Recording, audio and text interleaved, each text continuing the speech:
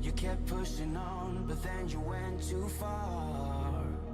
When your ship has sailed and all your dreams are lost, everything is wrong, you feel like it's your fault. Just remember, I will be there for you, baby. Remember, there's nothing out there to get you, don't forget it. When life throws lemons, just call me. Just call me. Just call me.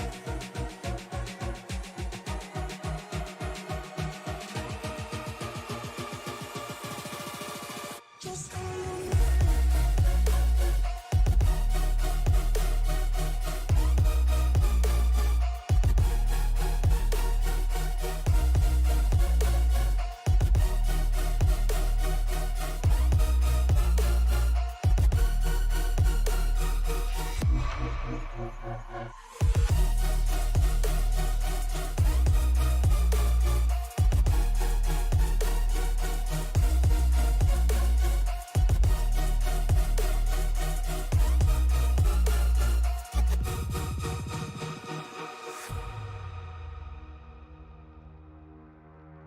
You're stronger now than you ever been.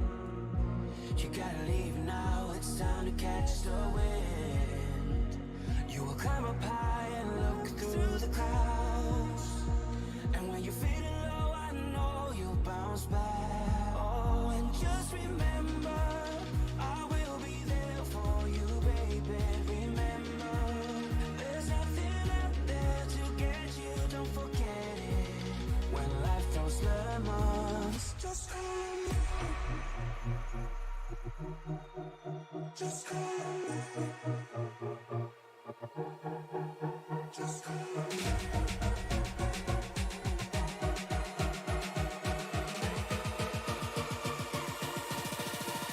Just call me.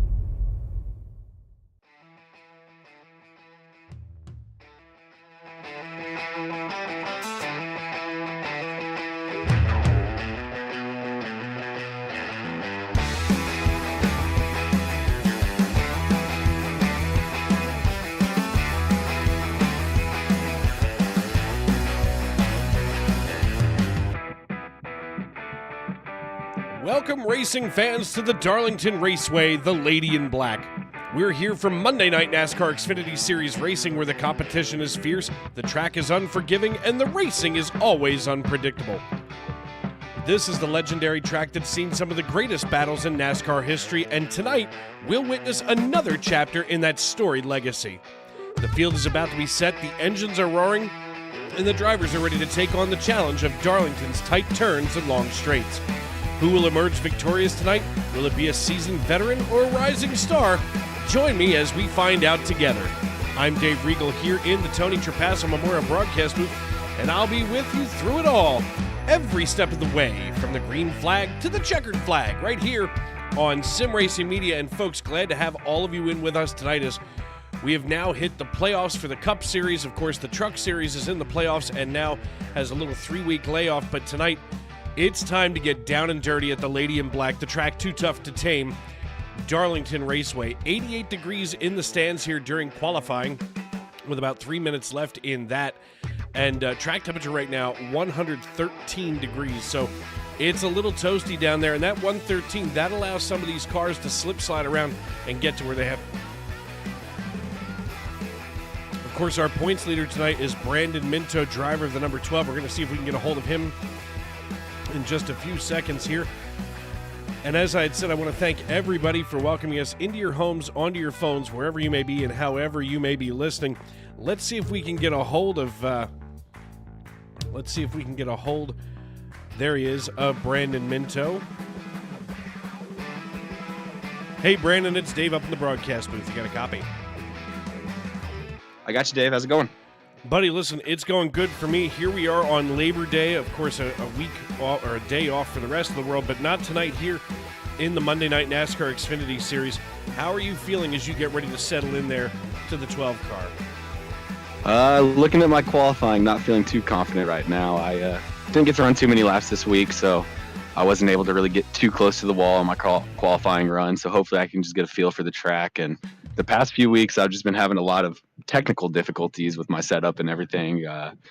Like pedals not working last week, and I've had the gear shift issues. So hopefully everything holds up for the rest of the race, and then I can just avoid a lot of the nonsense that I'm sure is bound to happen at Darlington.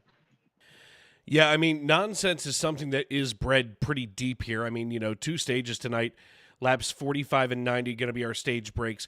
I mean, last night we had a smattering of cautions in the Cup Series, but that was after 387 laps. Tonight, you're down to just 147. So, I'm sorry, 367 was last night. Tonight is 147. So, I mean, overall, seems like it's still a pretty good night here for you. I mean, starting 24th, overall, it's not really that necessary that you get yourself too deep into the field. You're definitely locked into the playoffs. Yeah, that's the one good thing is I know I could finish probably dead last. I can't even remember how many races there are left in the regular season until we hit the playoffs in Xfinity, but I'm sure I could finish dead last, maybe not even show up to a few races, but I love racing, so I'll be here every single week. Well, to answer your question, after tonight there are just 3 more races. In fact, we go to Atlanta next week, then Watkins Glen, and round out the regular season at Bristol Motor Speedway before opening the playoffs, that round of 12, on September 30th for the Kansas Lottery 300. So, overall, not a whole lot of time left in the regular season, and quite frankly, you just got to get through these next couple of weeks. Of course, next week at Atlanta, going to be exciting. The road course at Watkins Glen, always exciting. So I'm thrilled to see what you're able to put together here with the playoffs in tow. Yeah, I'm definitely looking forward to it. All 3 tracks that I really enjoy driving, believe it or not. Watkins Glen, like I hate road courses, but I actually enjoyed racing Watkins Glen. That's a lot of fun. All right, buddy. Well, listen, good luck the rest of the way. And, hey, you never know. Maybe something exciting can happen for you here as you roll off 24th tonight. Oh, I sure hope so, Dave.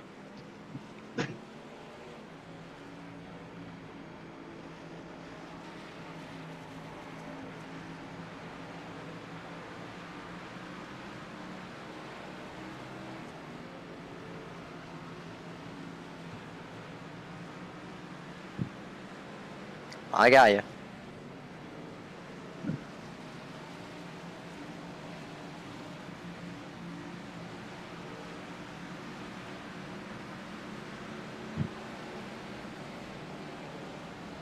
Yeah, but I mean, I was kind of expecting it. It's just, it's the first racetrack where it wasn't really, the driver's hands. It's kind of all, kind of luck. And I was, probably not being the most smart in that race last week. I was, trying to see how fast he could get to the front, and that wreck happened. So I'm okay with the win streak being broken. I was happy to see someone else win, and I'm going to come back and fight it this week again. Yeah, I mean, here we are at the Lady in Black, and of course, I didn't want to touch on it too much, but obviously I hope that things in the real world for you have now calmed down after the kerfuffle in real world Daytona.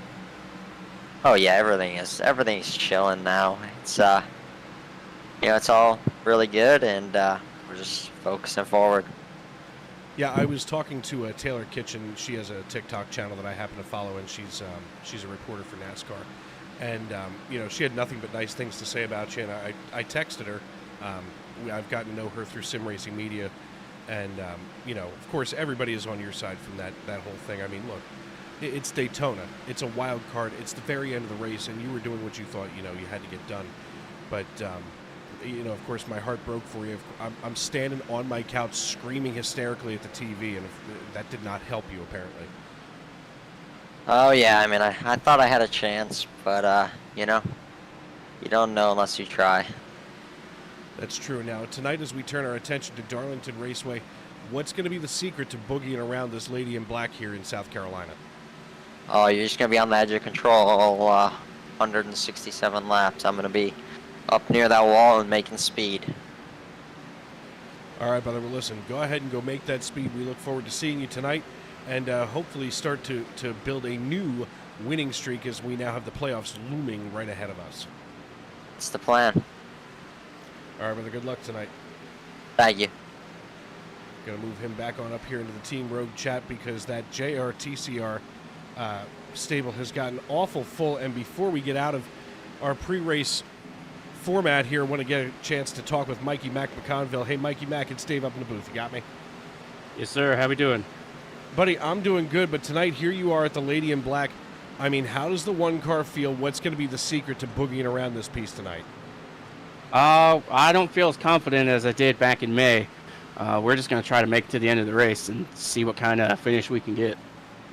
I've seen a lot of that in the past week here at Darlington. I mean, right now, you only sit 2 points behind Brandon Minto after the performance at Daytona for the two of you. So obviously points are a big deal. You can still walk away as we're getting closer and closer to the end of the regular season with that regular season championship under your belt. We all know that you're pretty much locked into the playoffs. There's no question, barring a server crash from hell. So, at this point in the season, is this just a ride to survive and get into the playoffs, or is there still some kind of unfinished business that you have coming up? Well, I definitely would like to get a second win on the season before we get into the playoffs so I can solidify at least being second to Parker. But we're focusing on winning that regular season championship. So at least we can win one championship this season, and we'll let her roll for the last 10. All right, brother. Well, listen, good luck the rest of the way tonight as the green flag's getting ready to wave in just a few moments. And, of course, I'm going to be up here screaming for you the closer that you get to the front. I appreciate you, brother. Hopefully we got a long run machine tonight because she ain't got the pace on the short run. So hopefully a lot of green flag tonight, and hopefully we'll take this number one to the number one spot. Mama Mac is already in the YouTube.com live chat ready to rock and roll with you tonight. So good luck, brother. Appreciate you. Hi, Mom. the always important hi, Mom, as we're going to move Mikey Mack back up here. And I'll tell you what, folks, I mean, when it comes to some of the people that I've crossed paths with over the years here, especially in this league, I mean, there are folks like Mikey Mack that just make it an absolute joy to slide into the booth every Monday night. And, a lot of these drivers I've gotten to know over the years. And Mike Mack, he's only been here for a little while, but I can definitely say that he is an incredible race car driver and, of course, a really good friend. So I appreciate the heck out of him. As the drivers get ready to drop into their race cars, get straddled up there in the cockpit, let's take a look at our starting lineup. Parker Retzlaff, he has earned the pole position tonight with a 29.941 second lap. Jacob Bradley's going to join him on the outside of row number 1, while Nolan Hodgson and Sam King are going to be in row number 2. Row 3 features Noah Hamilton and Austin Green, while Trevor Ryan and Daniel Moynihan in the 53 Duncan machine starts in 8th position. Tyler Chalk and Claude Ferlin round out your starting top 10, while sitting here in row 7 is going to be Trent Curtis and Nick Hansen. Devin Jack in his debut race tonight is going to be alongside of Alex Princeton in row number 8, while row 9 is going to feature a couple of, we'll just say it, Xfinity Series veterans, both literally and figuratively, as Kavaja Holt and Aaron Mack, who races for U.S. Army Esports, they're going to be in row number 9. Row 10 and making up the rest of your starting top 20 is Bennett Allen and Ron Fitting, while Gabriel Lafreniere and Michael Witt make up 21st and 22nd position. Andrew Deemer and Brandon Minto are going to be in row number 12, while row 13 is going to feature Sylvain Joly from north of the border and Austin Call. Derek Baycorn and Noah Rainwater are going to be in row 14, while row 15 is going to feature Larry Miles and my work wife, Matt Mettler, in the number 64. Chris Claude, chief cook and bottle washer here in the SNN Family of Racing Series. He'll be alongside Matt Mackin in row number 16. Row 17 going to be Alexander Gangler and Brockton Packard, while Ethan Ball and Sam Bolin are going to be in row number 18. Logan Giesbrecht and Rich Jett are going to be the last drivers on the field together, while Richard Pruitt is going to start shotgun on the field in 39th position. 35 drivers are scheduled to take the green flag tonight as the iRacing.com pace car leads us down here into turn number 4. And as they dip off the racing surface, the only thing left to do is it's time to wipe the visor and adjust the 5-point harness. Grandma, grab some popcorn, call a friend, and settle in. Race fans, it's showtime!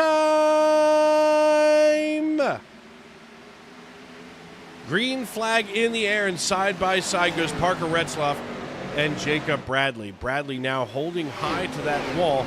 And wow, Parker gets loose almost right out of the gate. He manages to save it, but right behind him we see, whoa. We see the 12 car go sideways. That's not going to be a good start for him. We stay green flag racing, and Parker recovers and now digs his way back up here into P2 just ahead of Sam King in the 49. Two Funkaway Chevrolets, one in front of the other, the 5 and the 49, getting ready to go at it here on lap number 2 as we pull up that timing here on the left-hand side of your screen. We want to thank everybody for tuning in here to the Tony Trapasso Memorial Broadcast booth. As we had mentioned, we are creeping up on that 1-year anniversary of the loss of the great Tony Trapasso, and that's why we sit here in the Tony Trapasso Memorial Broadcast booth. Mama Mac here, as I got to quick shift gears before I let my emotions get ahead of me again. Mama Mac says best wishes to all the drivers, especially the TCR team. Casey757 says, Casey Bristow here, wanted to let you know that he's got some Yingling beer. My man! Cheers to you and for a good stream tonight. I've got the Oktoberfest beer running through my veins this evening as Addison DeRossier is telling Brandon Minto to crush it. Ahmed Altaf says, let's go Moynihan, and the Michigan Rocker cheering on Brandon Minto as always. So glad to see all of you in with us tonight. You know, and to me, and this is kind of a me thing, but I'm always glad when I get to see some of those familiar names pop up into the YouTube.com live chat. Of course, Mama Mac and I follow each other all the time, and it's great to get a little message from her. And, you know, it was great to have some encouragement as well, as yours truly had appeared last week in the Cup Series at the Coke Zero 400 down in Daytona. Didn't finish on the lead lap, but finished as close as I could, being what was the lucky dog at the end of that race. So still proud of that performance. Jacob Bradley, though, very proud right now as he holds the lead over Parker Retzloff. We can see a lot of these drivers have gone single file, but deeper back here is where the double file mayhem starts to break out. We see Kavaja Holt here in the 00, chasing down Devin Jack, who's in his debut race here tonight, as we pull up Devin Jack right here. Another neighbor from the north. We're starting to get a lot of Pennsylvanians and a lot of Canadians.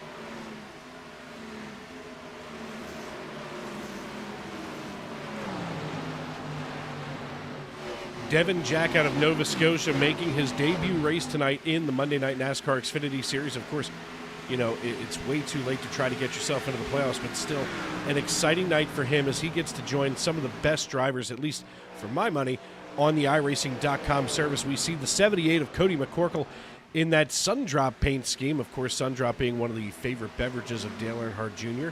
and apparently once upon a time Dale Sr.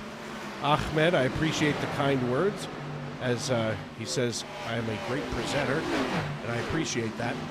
As we were, whoa, the 78 goes sideways. He locks him up, and out comes the caution flag. Just as we're talking about the 78, all of a sudden he goes and has himself a moment. Let's run this on back. That's Cody McCorkle here. Cody McCorkle getting just a little bit sideways. Let's take a look. Just a hair. Whoa, too far. One button too many. As now we're going to run this back just a hair as we look from above.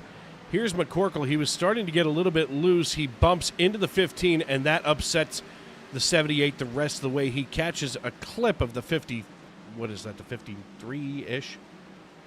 The 59 of Devin Jack. And now he comes back to ride behind Ron Fitting in the Grease Monkey number 3 Chevrolet Camaro. As he gets himself back in the line, he's going to be lined up behind Aaron Mack in the 31.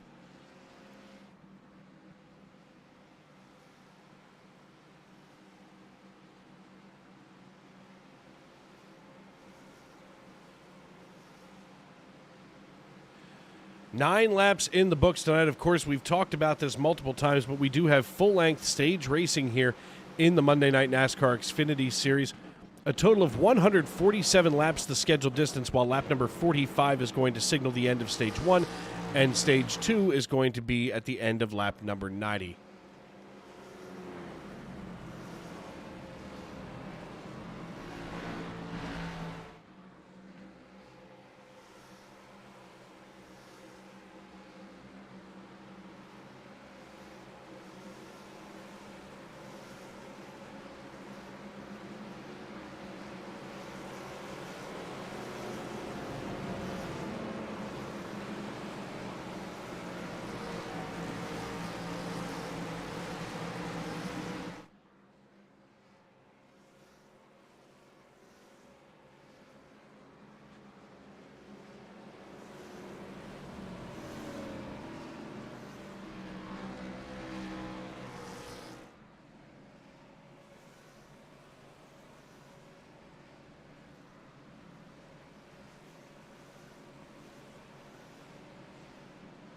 Ten laps in the books. We're just creeping our way through stage number 1. Barney stands up there and gives the signal to 1 lap to go as we see the field come down here into turn number 1. I know it's a busy night for many of these drivers as we get to see everybody just kind of slide on by.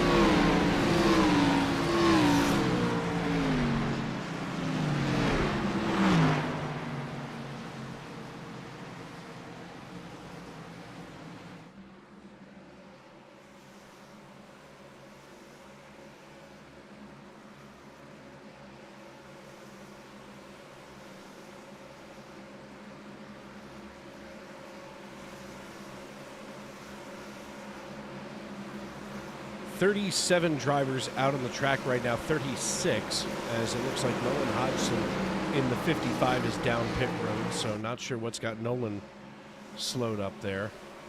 The iRacing.com pace car peels on down pit road. Jacob Bradley with control of the field. He's got Parker Retzlaff on the high side.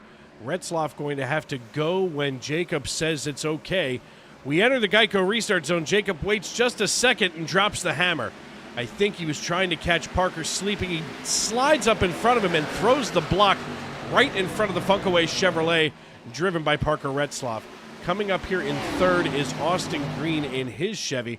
So 3 bow ties, 4 here in your top 4, with Daniel Moynihan in the number 53, climbing his way toward that top 4 position as he now looks to the inside of Sam King. They go side by side. Check out this action coming here out of turn 4 and back down the front stretch. They're going to start to drag race, and now pulling away from the 53 is the 49 of Sam King.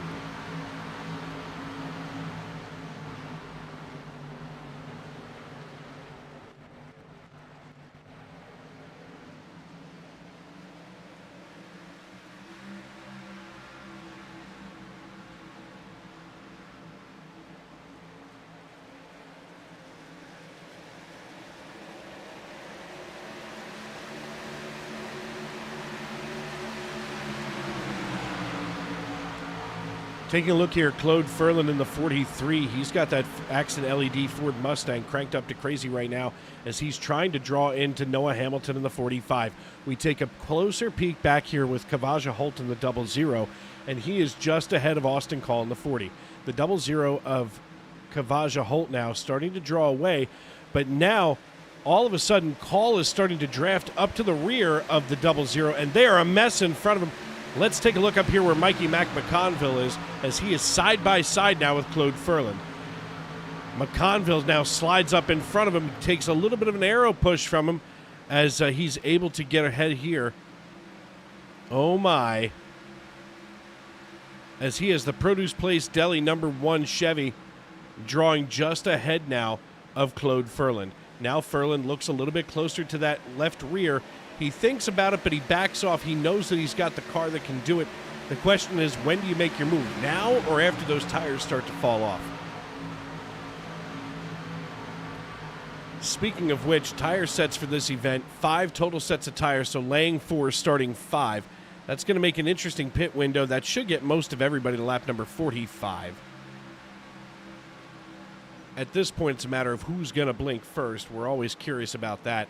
As now we look back once again to Austin Call in the 40, coming up right to the rear of the 00, while we still at the same time see Alexander Gangler now pushing the 23 of Derek Bacorn down and out of the way, as he's got that Viagra machine standing up tall here, running right now in 21st position.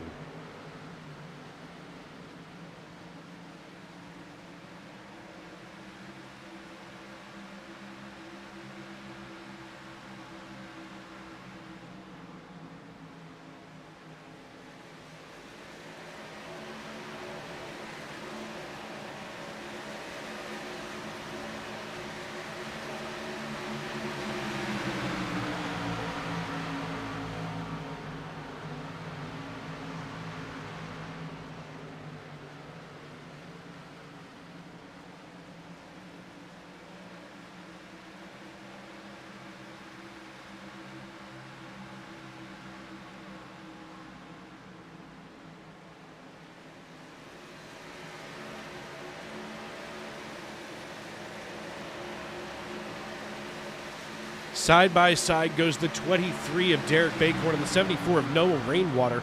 Now Rainwater tucks in just behind the 23. All of a sudden, we see Ethan Ball in the 96 start to draft a little bit closer to the 74. He's starting to get a good run here, as we're going to go on board with Ethan Ball here on the nose as he hauls it down the backstretch. Princeton, West Virginia's very own native son here driving the 96. He comes down and he just barely kisses those hash marks down to his left. He's going to use that again. He's almost using turn 3 and 4 like you would race turns 1 and 2. And I say that to mean this. Watch him come down here. He's going to get just beneath that white line. And as he drifts back up now, if he had a little bit more real estate, he may have been able to drift up close to the wall, come back down once again. And now on a good exit is Derek Bacorn, as he's going to work his way around. Well, I thought he was going to. Ethan Ball working his way around Brockton Packard, as now the 63 rides here in 23rd position. A neat little knot of cars here. That's got Brockton Packard right in the middle. And as we can see just behind him, look at the 23 and the 67. The 67 of Sam Bolin trying to find a place to get into line so he can start logging those laps, as we're just approaching the halfway point here in stage number 1. Dave Regal with you here in the Tony Trapasso Memorial Broadcast booth. We want to thank all of you for tuning in over here on YouTube.com here on this beautiful Labor Day. Ahmed Altaf says, Dave, best fried chicken sandwich. Well, last night we discussed hot dogs at length. You know what? Oh, there's the 8.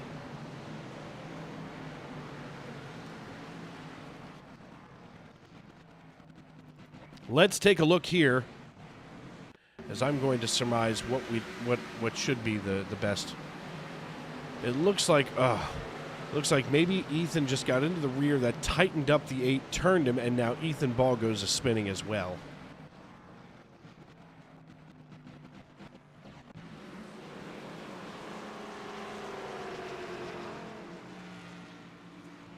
That's going to put Jacob Bradley, Parker Retzloff, Austin Green, Trevor Ryan, Sam King, Daniel Moynihan, Tyler Chalk, Mike McConville, Claude Ferland, and Trent Curtis. That'll make them your top 10.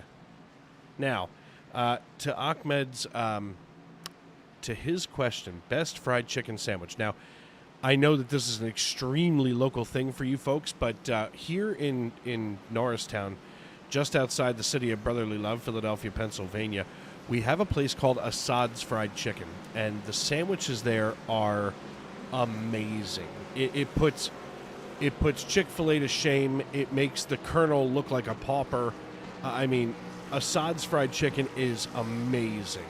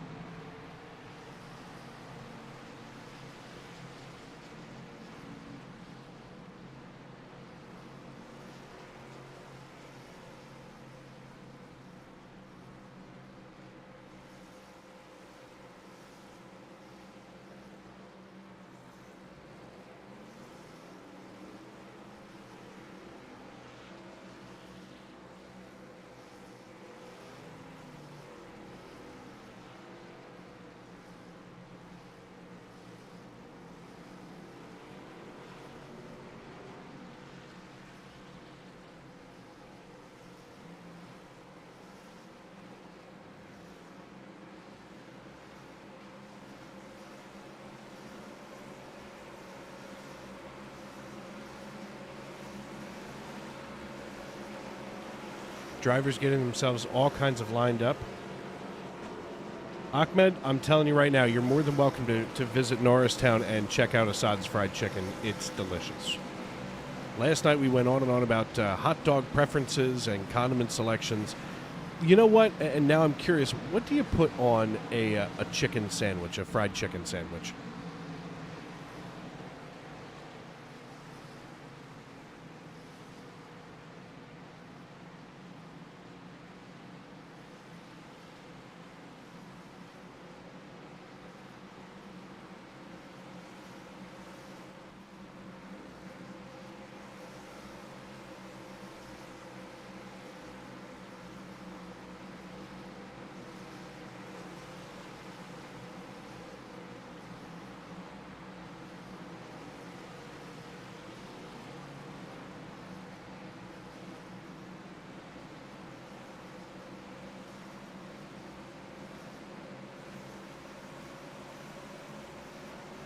Side by side, the drivers are, as Jacob Bradley and Parker Retzloff watch the iRacing.com pace car get out of the way.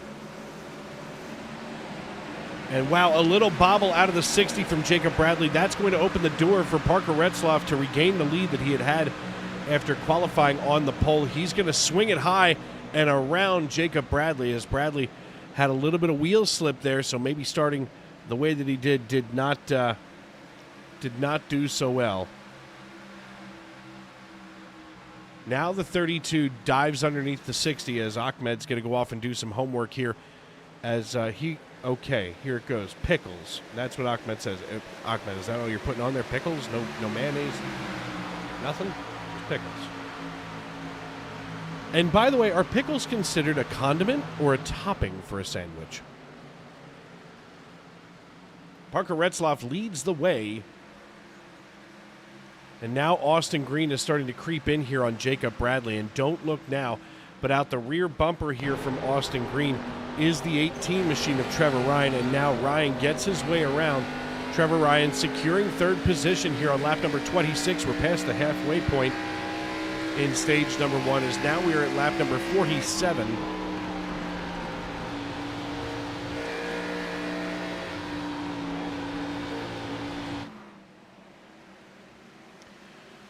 Drivers still trying to settle in. A couple of cautions early here tonight, but not the end of the world. Certainly not that big of a deal. That's for sure, as Parker Retzloff leads Jacob Bradley here in the 60. Austin Call and Larry Miles, they're side by side. Another knot of cars here deeper in the field, as we can see. Drivers trying to get it sorted out. Here's the 45 of Noah Hamilton. Pickles go on the bottom. You don't need anything else aside from the chicken and the pickles. Okay, that's what Ahmed says. So, anybody else out there on YouTube.com, how do you feel about condiments or toppings for pickles? Or I'm sorry, toppings or condiments for chicken sandwiches? Also, how does everybody feel about the grilled The 53 gets loose. My God. Nobody touched him. Daniel Moynihan just simply got himself loose. Let's go back here and take a look. Here's the 53. Watch, no contact from the 45. He just has the rear end start to step out from behind him.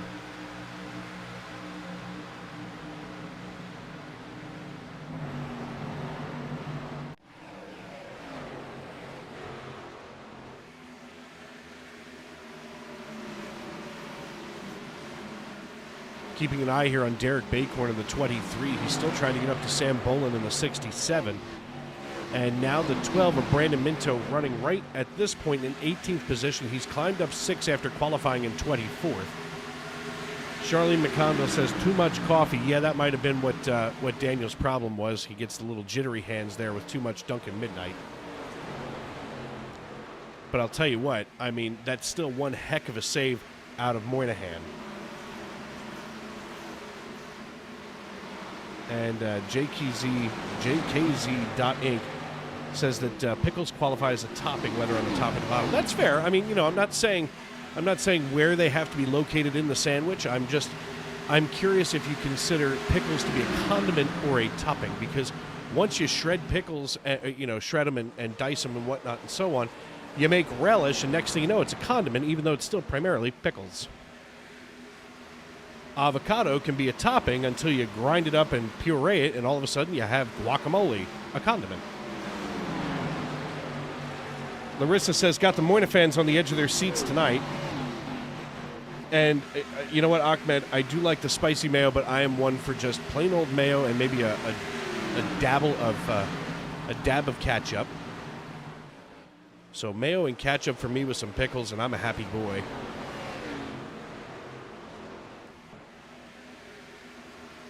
But Larissa definitely has hit the nail on the head here. Got the Moyna fans on the edge of their seats. I'll tell you what, I like that term, the Moyna fans.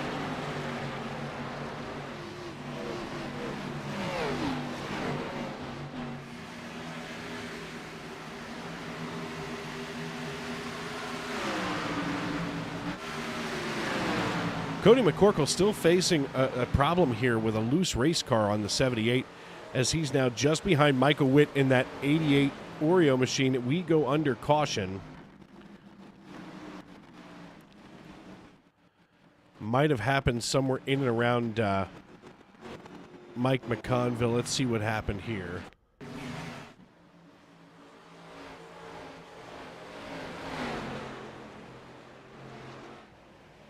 Ah, there it is. Mikey Mack comes up in front of the 97.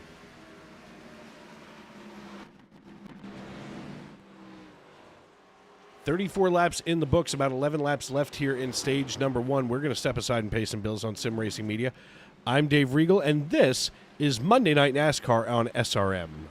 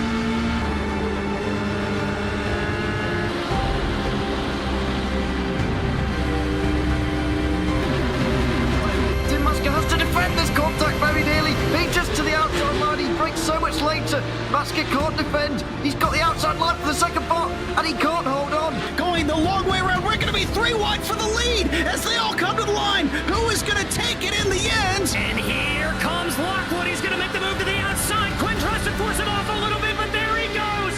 It's going to be side by side through turn 1. Will he be able to cover him off? He does. Weaving back to the left-hand side. Reynolds is trying everything. The kitchen sink is being thrown at it. They're leaning on each other. Coming into turn number 3. It's going to be a drag race through 3 and 4. Coming back to the line. Here comes Frisch on the bottom. Richard's going to hold the inside. Tries to be the late breaker here. They're going to be side by side through the final chicane. They bang doors, but keep it clean. As they're still 4 wide on the run down into the back straightaway. Demerit's looking for a line as well. What is going on in Michigan? Novak into the fence. They're still beating and banging. Oh and to the line.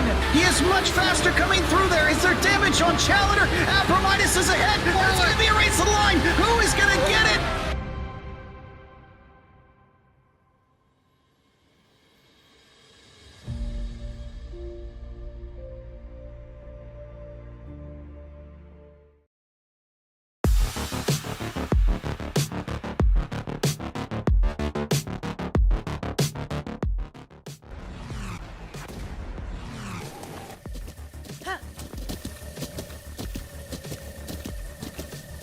With the Butt Kicker Gamer 2, what you see and what you hear is what you feel.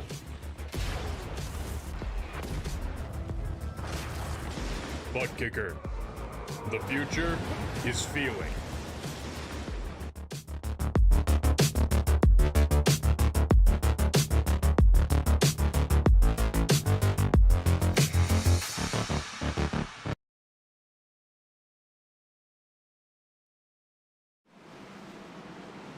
Welcome back to Darlington Raceway here on Sim Racing Media. Dave Regal with you in the Tony Trapasso Memorial Broadcast booth. A little bit of a connection problem here tonight with so many drivers on this big old racetrack.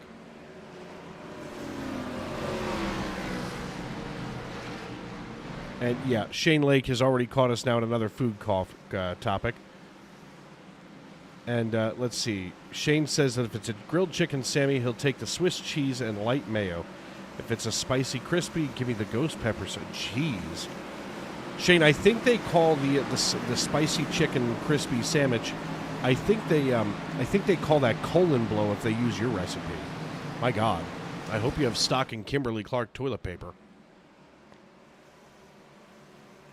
As we get ready to go back green flag racing, it's going to be Parker Retzloff, Trevor Ryan, Austin Green, Sam King, Claude Furland, Mike McConville, Trent Curtis, Austin Call, Gabriel Lafreniere, and Noah Rainwater, your top 10 as Retzloff comes into the Geico restart zone, gets a little bit of a rough start here, and with now just 6 laps to go, and they wreck, and we should be under caution almost immediately. No. Okay.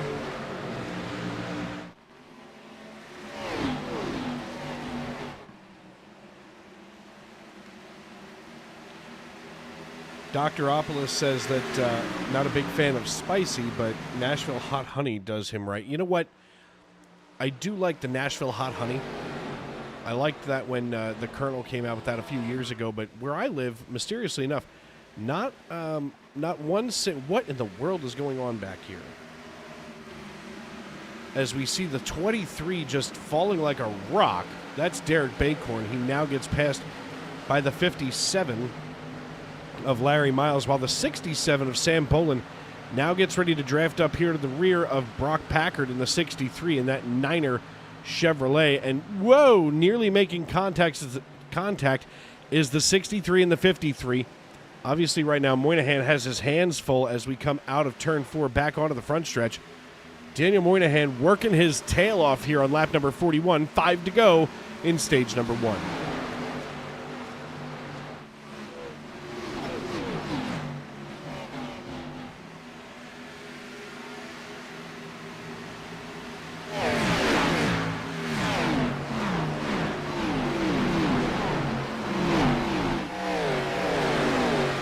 They come out of turn number 4. Drivers still trying to find any kind of way that they might be able to maneuver around this racetrack as we take a look here at Parker Retzloff, who's now opened up more than a 0.6 of a second lead over Austin Green.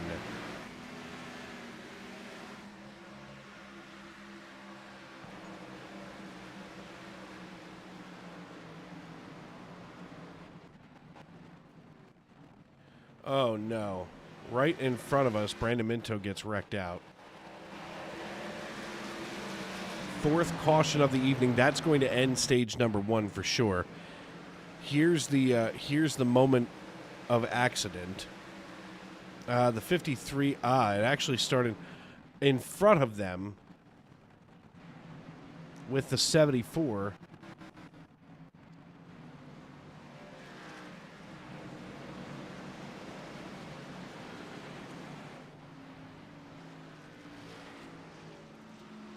Let's see if we can find the 74. Shane, the door is open. You're more than welcome to pop on up in here. As here we are, the 74 of of Noah Rainwater gets into it with Mike McConville. He then comes across the nose of the 53 and into the front end of the 12 of Brandon Minto. But Parker Retzloff getting another stage win here, if anybody was surprised. Fourth caution, NTST 22. Yes, Assad's Hot Chicken. You got to check that out, Ahmed.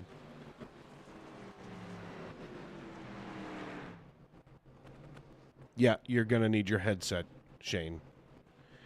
LTOSP hoagie spread. Now, Mama Mac, you and I know what that is.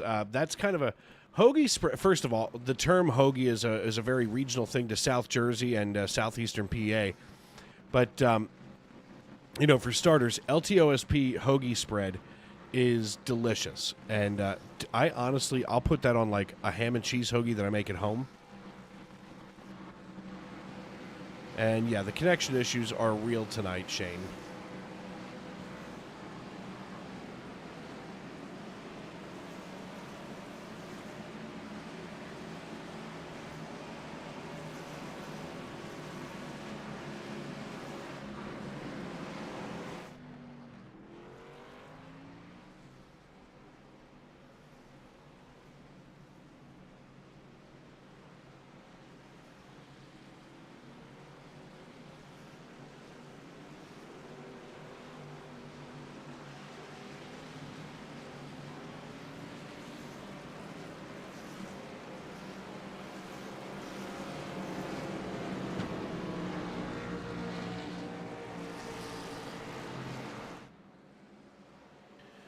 Well, I'm sorry that I didn't realize, Ahmed, that you guys know what a hoagie is up there. There's Uncle Scott. Uncle Scott, it may be time to crack open a Miller Lite and just try to forget what just happened to Brandon there. Uncle Scott out of Michigan cheering on his nephew, Brandon, out of Norman, Oklahoma. Kind of our in-house celebrity, because at one time we only heard of Uncle Scott. Next thing you know, he figured out how to use the live chat function, and here he is.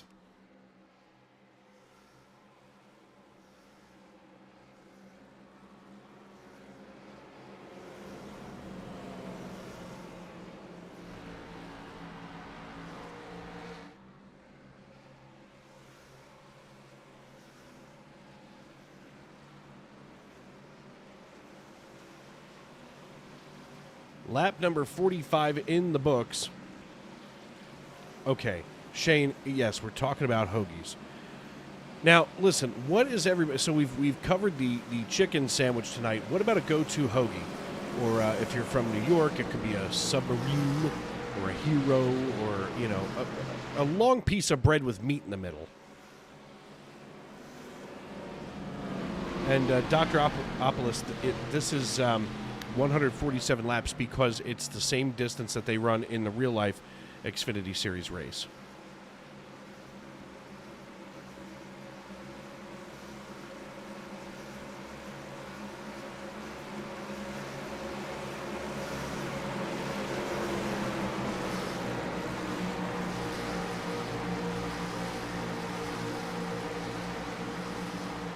And Shane Lake is just a meat meister. He wants a roast beef, pepperoni, pastrami, and salami with provolone and mayo. Holy crap. NTST 22, it says Jersey Mike's is pretty good. I'm not saying Jersey Mike's is bad. I quite frankly, it's not that there's anything wrong with Jersey Mike's, but to me, we've got so many other good small hoagie shops, where you walk in and it smells like yesterday's hoagies. I mean, sometimes there's an older lady behind the counter. She's got like 14 pounds of sweat coming off of her bingo lady arms, and that is the secret sauce to making a hoagie good. As Larissa says, mix the Nashville hot honey into a creamy cabbage slaw, grilled or toasted brioche bun, bed of pickles with hot honey slaw. Okay, I am not a coleslaw kind of fella, to be honest. But Larissa obviously has a very specific sandwich order.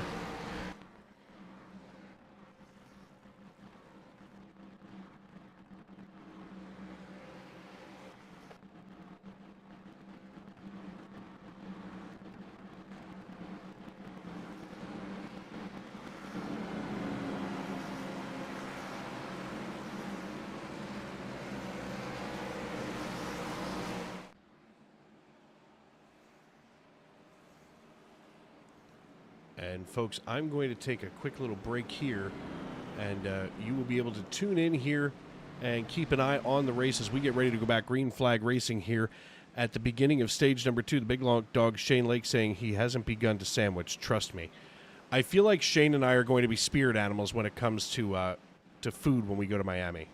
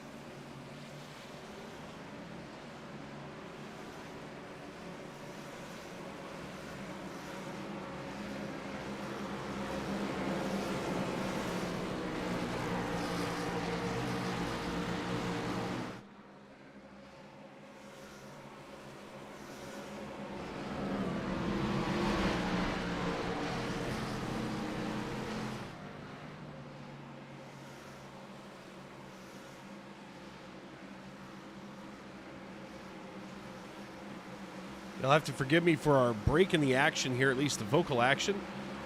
Full disclosure, had to go to the bathroom, and there's nobody else here in the broadcast booth tonight. Now, about all that.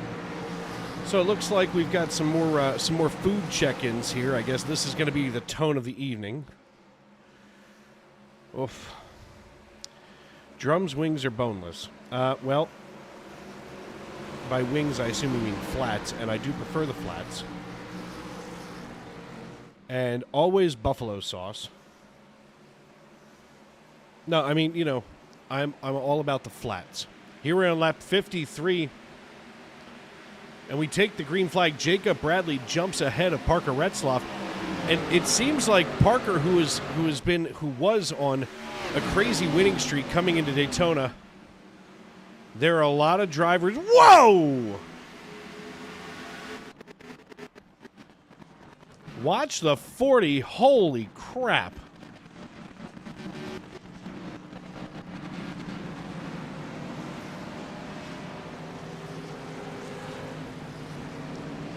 Let's take a look back here at the replay. And the 49 tried to split the 40 and the 3. Didn't do very well. The 40 pushes the 49 up into the wall, and boom went the proverbial dynamite.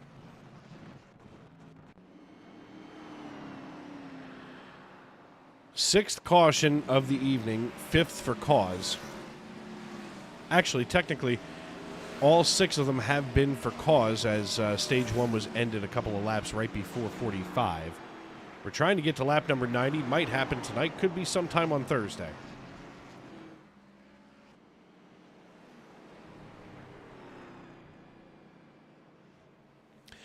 I'm not completely opposed to Larissa's logic here. Boneless, more meat for your money. I got to be honest. I love the Applebee's Double Crunch boneless chicken wings. Quite frankly, I'm a fan, and right now, or at least recently, they were all you could eat.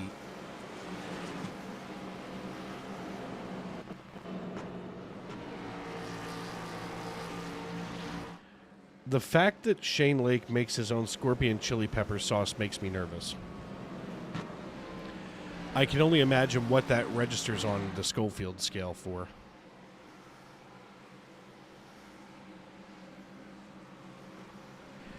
There was a period in my life where I used to think the hotter the better when it came to wings. You know, like I wanted to burn, you know, basically the insides out of my body. The big dog can cook, so be warned. You know, here's the thing, Shane. When we get down to Miami, first of all, I was, let's just say, heavily inebriated. And I still managed to be the first person up in the morning making omelets and everything else for breakfast for everybody in the house. So I'm really not that worried about the cooking skill. Plus, everybody apparently liked my chili. Got to remember, growing up in a firehouse, I know how to cook. That's for sure. Lap number 57 of 147. So about 90 to go this time by as we're trying to make it there. Holy Christmas.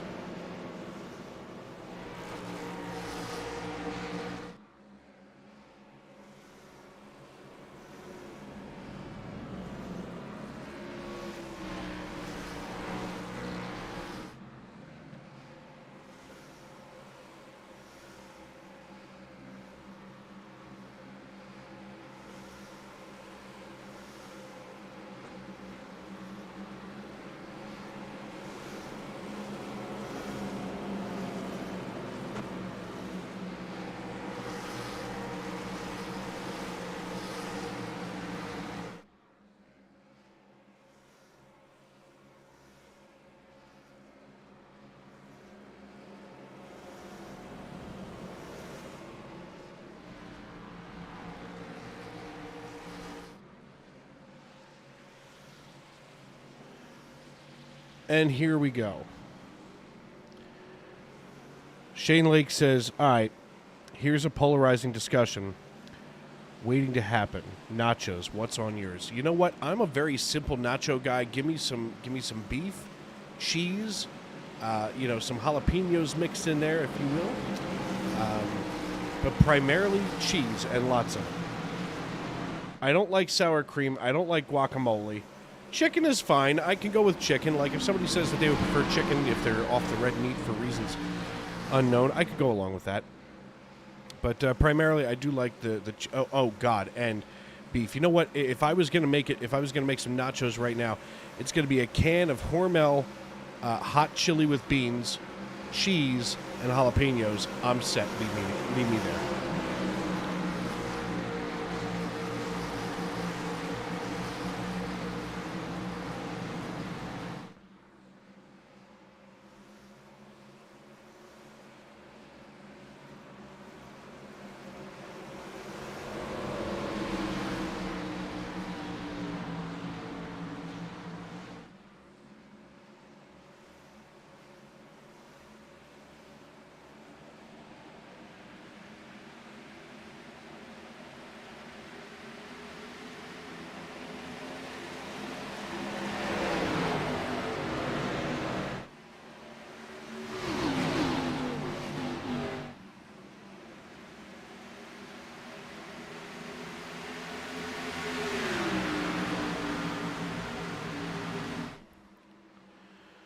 Jacob Bradley takes off like a shot out of a cannon. We finally get back to green flag racing here at Darlington Raceway.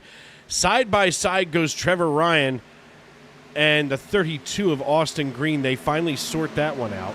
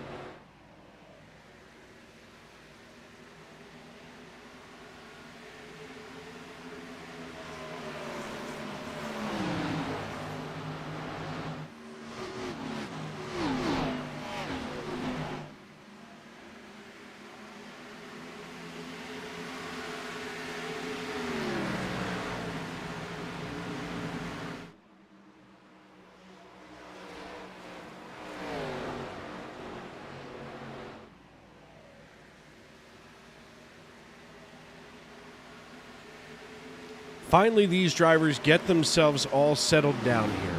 Now, Nick Hansen, Daniel Moynihan, Cody McCorkle, and Alexander Gangler, and we can add Michael Witt and Kavaja Holt, they all just laid down their fast times of the night. Shane says that, Ahmed, coffee is definitely black all the time.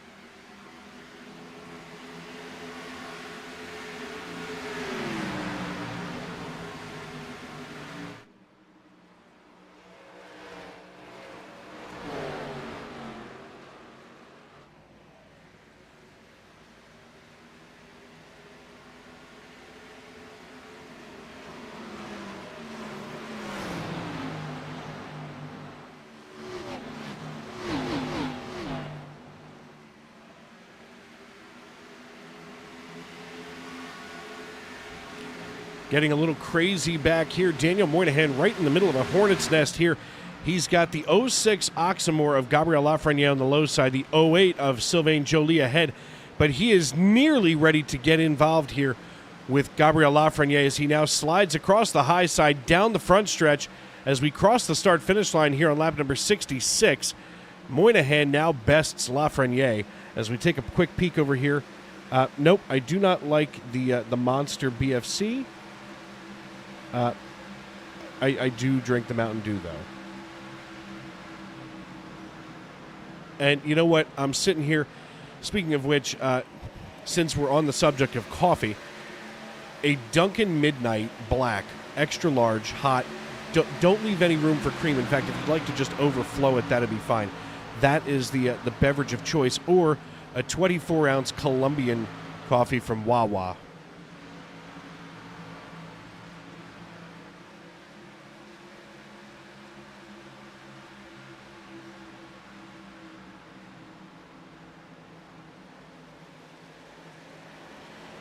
Here's Daniel Moynihan sitting right between the two Canadians from the Accent LED team.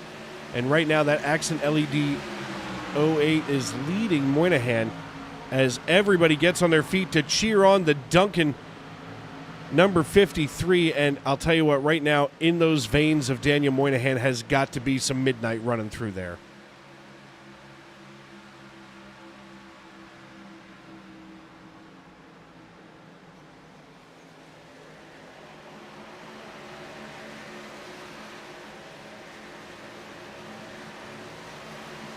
Oh, crap.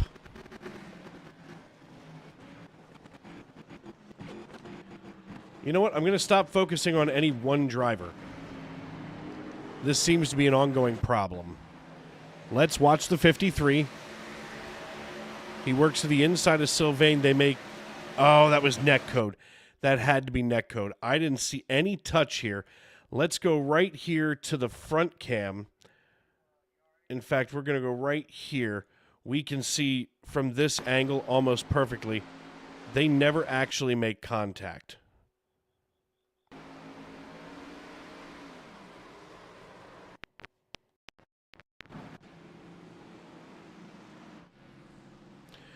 So Parker Retzlaff controls the rest of the field. We're about it's going to be 20 laps to go when he crosses the start-finish line here in stage number 2. It'll be 20 to go in stage 2. It's going to be Retzlaff, Bradley, Devin, Jack, Austin Green, Trent Curtis, Trevor Ryan, Brock Packard, Larry Miles, Bennett Allen, and Dennis Mickelson making up your top 10.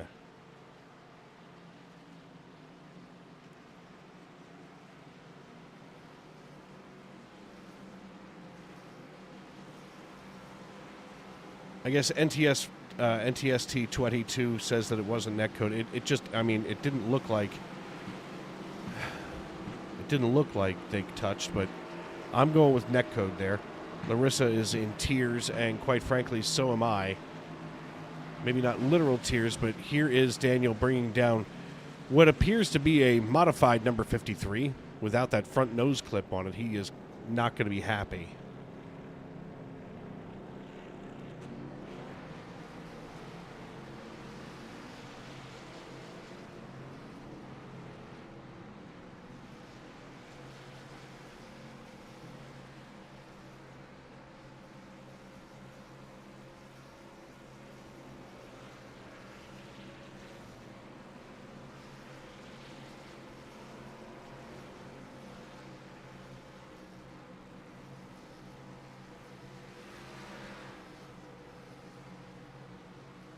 Yeah, Sean, we know, or Shane, we know that you have nothing but caffeine running through your veins most of the time when we're working together, because there is nobody that has higher energy than you up here in my broadcast booth.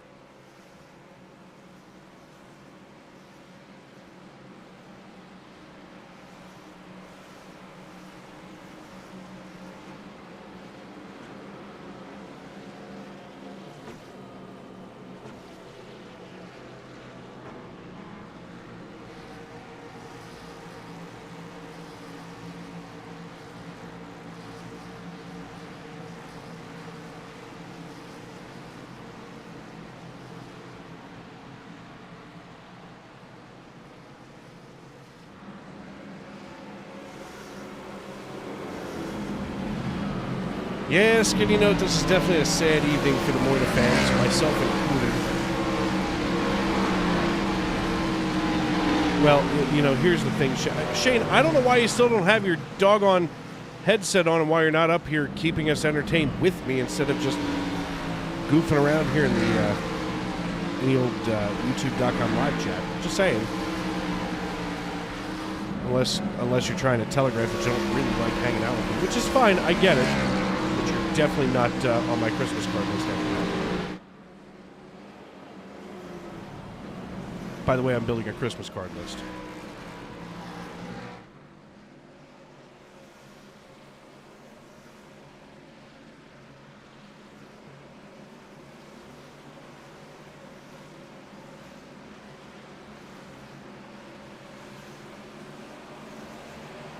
Oddly enough, tonight's Tony Trapasso Memorial Broadcast Booth beverage is indeed Mountain Dew Zero.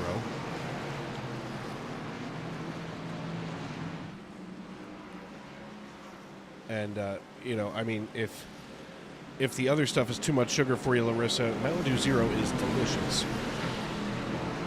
Same level of caffeine, pretty good flavor, and quite frankly, I do not need the excess sugar. I get enough in beer.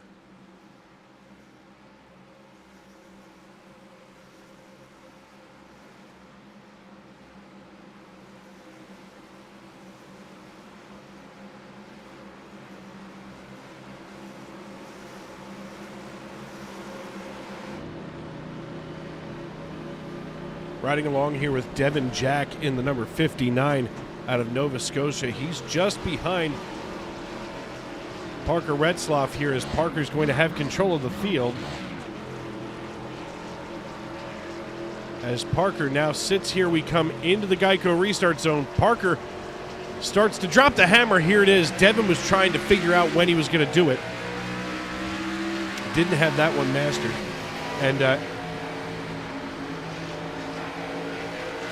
And Skinny Note is looking for a debut. Skinny Note, I mean, listen, I will welcome anybody who wants to sit here alongside of me in the Tony Trapasso Memorial Broadcast booth. I'm open to everybody. Makes me sound like kind of a broadcast song now that I think about it. We've got a knot of cars here as side by side goes the 59 of Devin Jack, just on the inside of Trent Curtis in the 13. Now Trent's going to hold. Whoa, easy. It looks like the 59 was trying to parallel park and didn't realize that the 13 hadn't cleared him completely. That could have been disastrous. And now coming up behind Brock Packard in the 63, here he is in the B-Blaze Vintage Outlier Speed Shop Ford Mustang.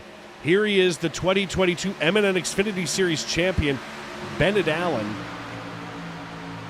as Bennett now works just behind Brock Packard and ahead of Dennis Mickelson in the 25. A little bit of a rub to the wall there for Bennett as he holds it together. We come out of turn 2 and they don't make contact, but the 25 just went sliding out of the way. Let's take another look at that.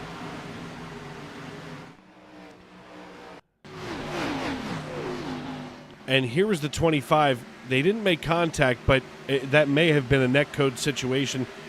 It seems like netcode is just running rampant tonight as well. As we stay green, there's a lot of shuffling going on. That can always be a signal that somebody just wrecked. I don't see it yet here on my feed on timing and scoring. Yep, it was Ron Fitting. Let's see what happened with Ron Fitting here in the number 3 Grease Monkey Chevy. He and Ethan Ball perhaps making contact. He spins around helplessly. Somehow there's no caution on the racetrack. Lap number 78, 12 to go here in stage number 2.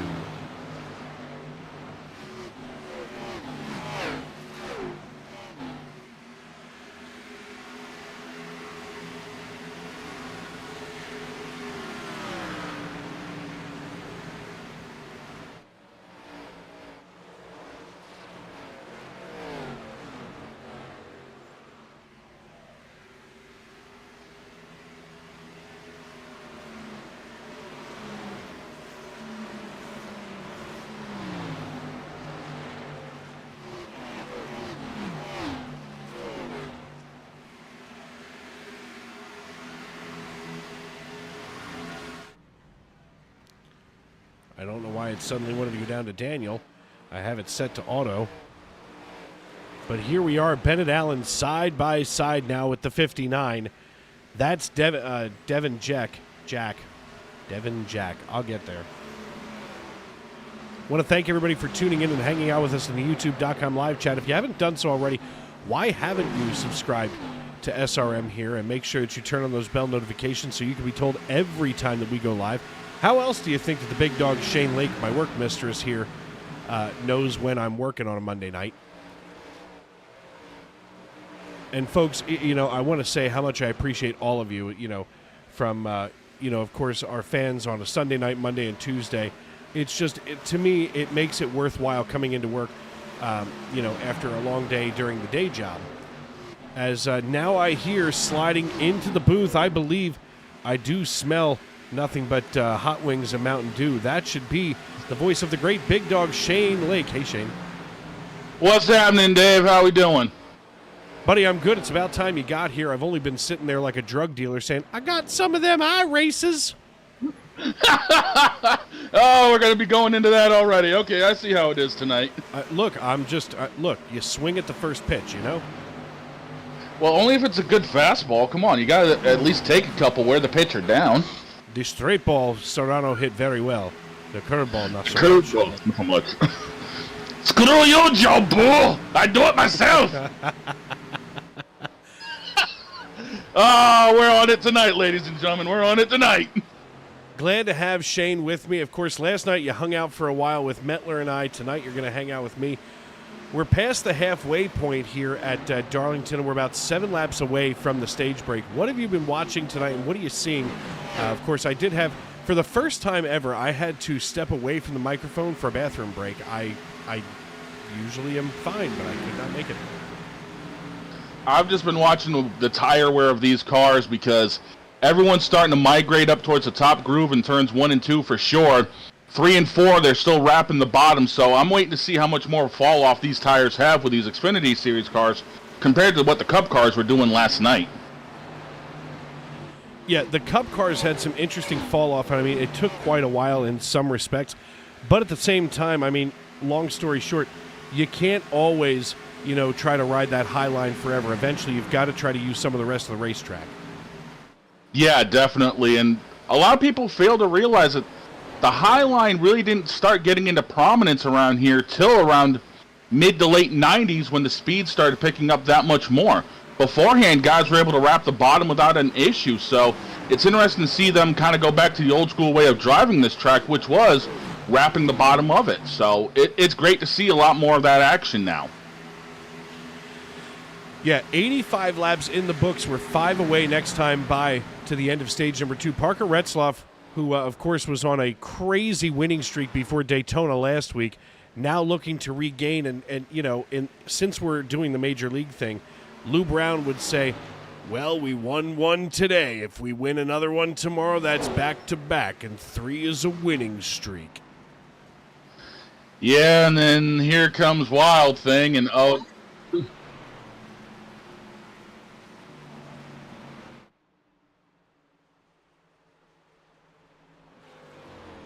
and I was right in the middle of a Wild Thing thought. Oh.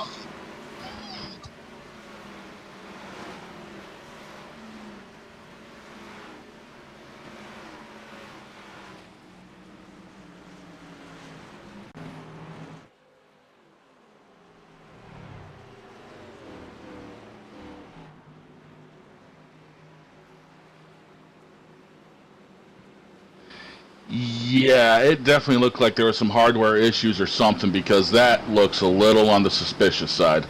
Yeah, the 00. And listen, I've known Kavaja Holt for a long time. He's not a careless driver by any stretch. That was a hardware failure. Yeah, but how about that kid Retzlaff showing why he's trying to make a name for himself in the actual Xfinity Series, picking up another good win here, and looks like we got pit stops getting ready to happen. Stage 2 pit stops underway. We're going to ride along here with Parker Retzlaff, probably right until the processor can't handle all of these cars at once again. You're having that issue too? I had a conversation with Metler last night. We made some tweaks, and it didn't help. I've been noticing a lot of flickering tonight. I was wondering what was going on. It's iRacing. So iRacing is advancing so fast and so furious that, at this stage, they're making it where it's difficult for anybody to keep up with the technology. But right now, as he's getting ready to come off of pit road, And there he goes. Let's get a chance to speak with our Stage 2 winner, Parker Retzloff. Hey, Parker, it's Dave. You got me? I got you. Well, man, listen, another stage win in your pocket here at Darlington. Now here we go for the end of Stage 3. I mean, it has been a caution festival, 8 for cause tonight. That's kind of unusual. What are you seeing from the cockpit, and what can guys do to try to improve what's going on tonight? Yeah, I mean, it's not very easy to pass here, but I mean, if you just try and save your tires and try and set somebody up for a couple laps, it will be easier than you think. So you just gotta be easy with your tires here and try and make it all like 60 laps to go here. You're gonna have to probably for sure make one more stop, and you just gotta be easy on the tires and not get too sideways. Now, I've seen some of the conditions here on the racetrack change. I mean, track temperature dropped down to 107. What does that do for your grip level in the cars? I mean, if you're trying to take care of your tires, what's the easiest line to try to run to save those tires and that rubber? Yeah, I mean, I think the easiest line to run is right around the bottom seam in 3 and 4, and then I mean, you don't really have a line other than near the wall in 1 and 2, but I think that track temp keeps dropping. It should just keep gaining more grip and make it easier to drive. So hopefully we can make these last 60 laps caution-free. All right, man. Listen, good luck. I'm sure we're going to see you somewhere in, around, or near the top of the podium tonight. So good luck. Go with God. Don't take any wooden nickels. Thank you. That the voice of Parker Retzloff, who's charging forward in our point standings. Surprise, surprise. As he came in about mid-season, and Shane, he's already gotten himself 9 wins. Why does that sound like something that happened back in 2015? Oh wait, Kyle Busch's championship season in the actual Cup Series. Missed half the season and started ripping wins off like there wasn't any tomorrow. I mean, here's the thing. Parker's here to win. Now, we've had, in this Xfinity League, we've had Trevor Bayne, we've had Ricky Carmichael, we've had Travis Pastrana. It's been an interesting... first of all, I'm humbled to know that I can pick up the phone and, like, when somebody says to you, who's the most famous person in your phone? By the way, it's Ricky Carmichael, just saying. Dude, that is, that's pretty slick right there. I like that. That's called a name drop. Yeah, drop with the mic drop afterwards. Oh, yes, sir. But here's the thing. I mean, these guys, number one, one of the things that I've learned from Frank Marchese is you have to hold those things like it's a sacred text. You don't just sit there and be like, oh, by the way, I can just do this anytime. No, you have to have a purpose to bother someone. Second of all, I think it's interesting as a league that we've had the people that we've had here. Trevor Bayne, Daytona 500 winner, Ricky Carmichael, the GOAT of all that is Supercross and Motocross, and of course here, Parker Retzloff, who is a rising star in the real-world NASCAR circuit. I mean, that's kind of cool for any league that we call. Oh, you're not wrong. I mean, it's a thrill to see any of these professionals, in one of the servers for iRacing, because you never know when you're going to cross paths with them. I mean, I've had races where I've gone up against guys like Kaz Grala or Natalie Decker I've run a few races with. There's a certain Dirty Mo meet. It was an Eldora truck race, and I actually beat her. I think she was staring at mine for a good half of the race after we ended up having the cautions. It happens. Doesn't it, though? Actually, you know what? Natalie Decker was really cool. Got a chance to meet her with our very own Emily Arias when we were down in Miami last year. What a nice person. Like a genuinely nice person. And oh my goodness, all of a sudden the short bus gets more full as Alan Bergen just climbs into the booth. Alan, what are you doing here? Alan's still trying to figure out where he is. Oh, drink a little bit more. Drink a little more of that Budweiser there, Alan. I think you'll figure it out. See, I told you, Anheuser-Busch has brain damage. Noble Aeroworks wants to know who's made up the most amount of positions. Let's take a look at that right now, folks. That currently belongs to Brock Packard here in the 63. He's up 27 positions after starting way back in 33rd. So Brock Packard here in the 63 is our biggest mover of the race in the plus column. And currently he's tied with Dennis Mickelson as well. So Dennis Mickelson and Brock Packard to answer the question from Noble Aeroworks. And you want to talk about meeting people, dude? I actually ran into Josh Williams when I was in New Hampshire for the Xfinity Series race. Seriously, that is a dude you'd want to have a beer with afterwards. He is that down to earth. I peed with Josh Berry. Oh God! Just saying. I'm in the bathroom on the infield at Homestead, and next to me, fire suit rolled down to his waist, is Josh Berry taking a pee. And I didn't know if I should ask him if he needed me to hold it. Whoa, 3 wide! But all of a sudden we back out of that. I didn't know if I should ask him if he needed help holding it or if I should just leave him alone. So of course, I finish up, go outside, wash my hands, and then I crept outside of the bathroom door because that's what you do. As we are under caution now for the 9th time. Happy day. But there he was. Actually, Trent Curtis just laid down fast time in the race at 30.17 seconds here in the 13 car. But and NTST22 says he ran into Tyler Reddick at a Waffle House in Atlanta. That's kind of cool. So did you? I mean, if you're going to meet somebody in the bathroom, make sure that you're both blowing out your colon. Well, at least it's not Taco Bell. No, but I had a moment there with Josh Berry where, I waited for him outside the bathroom. I was like, hey, man, I didn't want to say anything while you were peeing. And he's like, listen, I appreciate it, because you know that there has to be more times than not where the guy's going to the bathroom and he's like, can I just shake it off and then we can talk NASCAR? I try very hard not to bother the celebrities. Oh, dude, I'm the exact same way. Like, literally, when I was hanging out in the garage in New Hampshire for the Xfinity race, I really didn't bother asking for that many autographs because, people are trying to do their thing. I was out of the way. I was just taking everything in. It was a hell of an experience. I want you, if you're still coming to Homestead, I want you to meet a friend of mine. His name's Justin Clapper, and you're going to love him. He works on one of the pit crews in the Xfinity Series. Just a cool dude. Big baseball fan. Phillies fan, by the way, so he's got a little bit of class. He's from this neck of the woods originally. Nice. I'm just saying, when it comes to rubbing elbows with people, especially if you're standing at a urinal, you never want to cross the streams. You don't want to try to bother people. One of the things that I learned at spring training this year is grown-ups are disgusting people. So I'm at spring training, and Phillies, Yankees, end of the game. We're walking out the gates, and I'm on the first base side, which is also where the team buses where the team buses are parked outside the ballpark, and the players walk out from underneath in the clubhouses.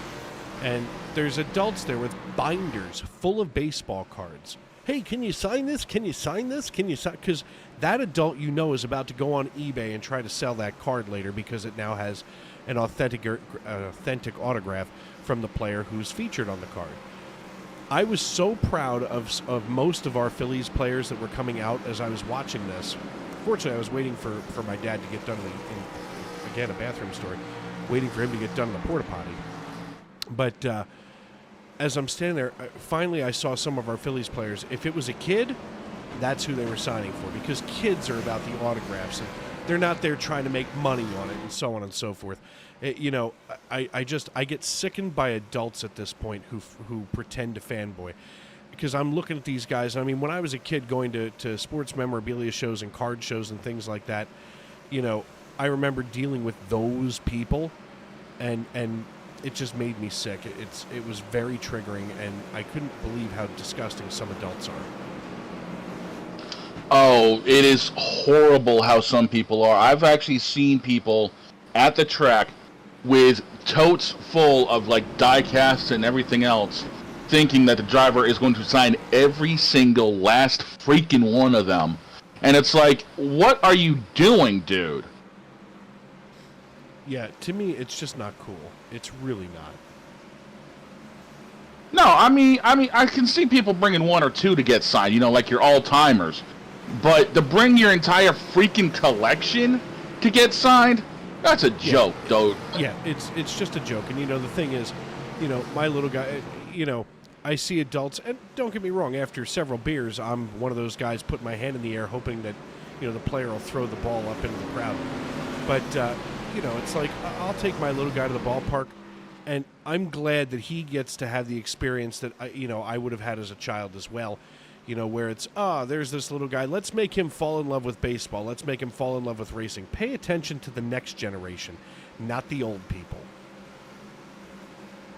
By the way, it's me. I'm old people. I'm turning 38 this month. I'm getting there. I'm 35. If a doctor asked me where it hurts, I would say my everything hurts. My actual direct answer, if a doctor asked me that, yes. What hurts? Yes.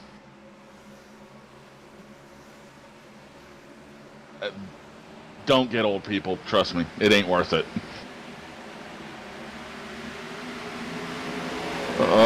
The conversations we have up in this booth, I swear to God, sometimes. Well, it's kind of like it's like a therapy session. Dr. Phil is in the house. Right. Dr. Phil is in the hizzy. Look at Chris Claude right now, side by side with Bennett Allen. Chris Claude is all of a sudden out here now he slides behind him. Just kidding. Thought we were going to see something really cool break out. No, Chris Claude's still going to hold the low side. Chris Claude is going to go side by side now with the 23 of Derek Bacorn, and they nearly touch as he shoves Bacorn up the racetrack, bumps Bacorn off the wall. Chris Claude wants a piece of that playoff action. Oh, my God. That's how you got to do it sometimes around here. Sweet baby Jesus. 46 laps to go. And all of a sudden, side by side, here's our man, Daniel Moynihan. Moynihan fans, stand up because he is still trying to get it done out here on the racetrack as he now trails just behind the 23 of Derek Bacorn. Now, Moynihan is down a couple of laps. In fact, he's down about 16. But he's still out here trying to make up those positions because you got to remember, as you're out there, if somebody else wrecks, you're going to pick up that position for free. Yeah, and if he's able to pick up a handful more positions, that's still another 5-6 points in the bank trying to get into the playoffs. So any little bit's helpful at this point. Yeah, drivers here in this league are smart enough to know that, and that's something that Chris Claude and I used to talk about when we were teammates back during my full-time driving days. And, whoa, looking to the inside. Here they go. Watch the 23. Oh, boy. The 23 wants to go right alongside Norman, Oklahoma's very own Brandon Minto. Now, Minto's got Uncle Scott here in the live chat cheering him on, and, of course, the Michigan Rocker as well. And now, all of a sudden, it's time for the 23 Viagra machine to get up and stand tall, as he's going to have to hold that wheel nice and stiff.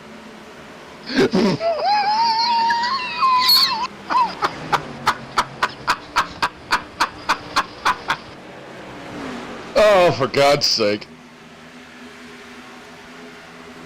Larissa says that Daniel is relentless and the Moyna fans are loyal for it. And look, I said it last week, I think it was last week, and Daniel cut the clip of it out.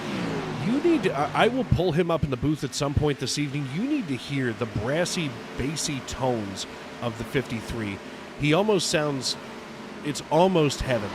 That's where we're at with that one. I would say his voice is almost as smooth as mine, but, I mean, how can you improve on perfection? Oh, God, tonight. Oh, what did I come into? I thought the same thing when I conceived my children. Oh. See what I did What there? else? Yes, I did. I'm here to entertain and inform. Austin Green, our race leader right now, just ahead of Parker Retzlaff. Let's take a look up here as we've kind of neglected the leaders.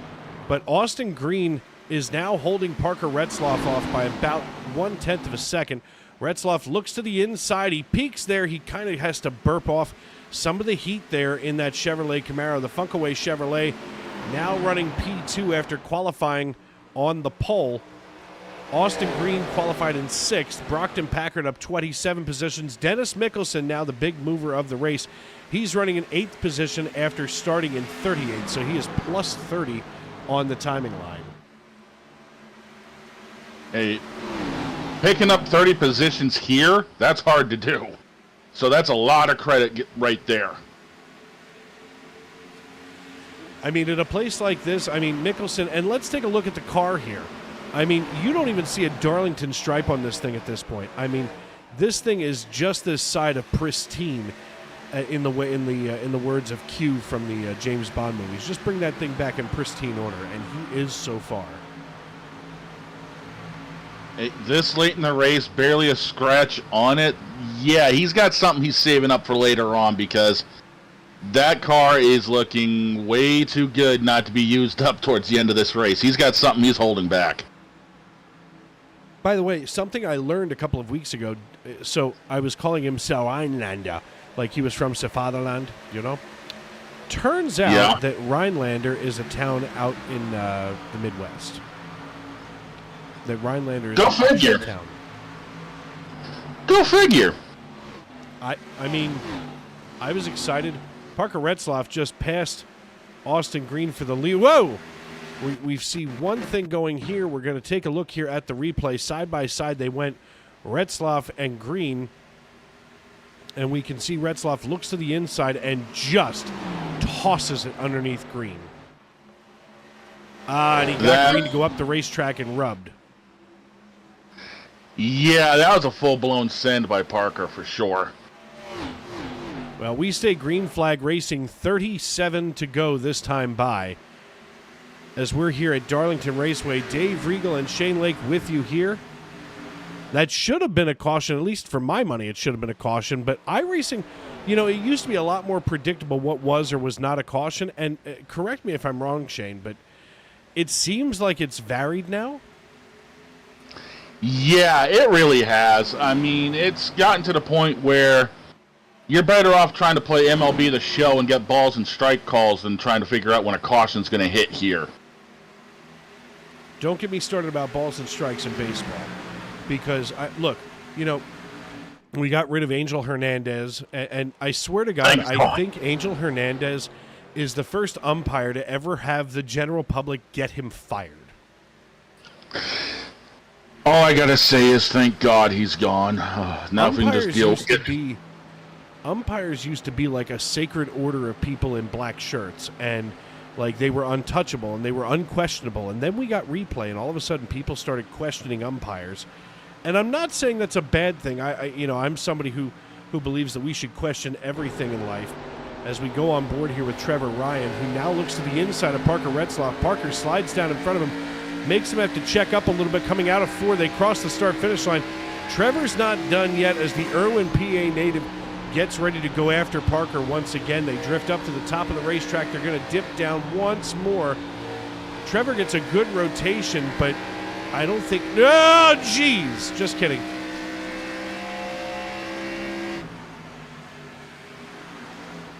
It's getting dicey up here. Yeah, all of a sudden you could get your slap chop out. You remember those from back in the 90s? Yeah.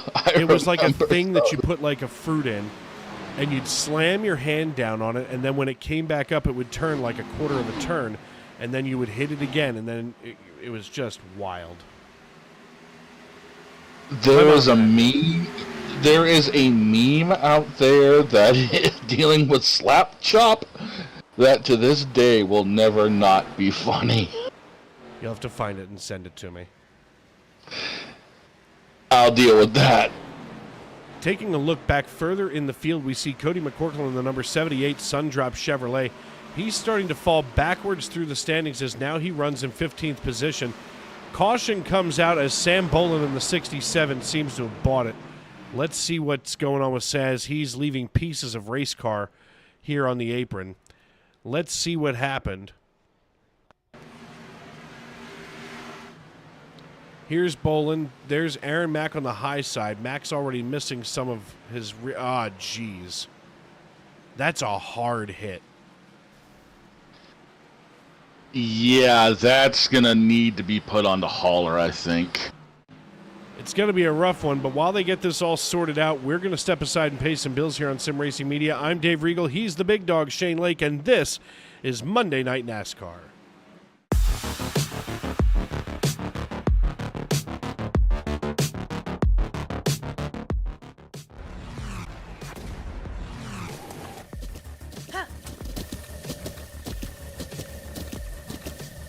With the Butt Kicker Gamer 2, what you see and what you hear is what you feel.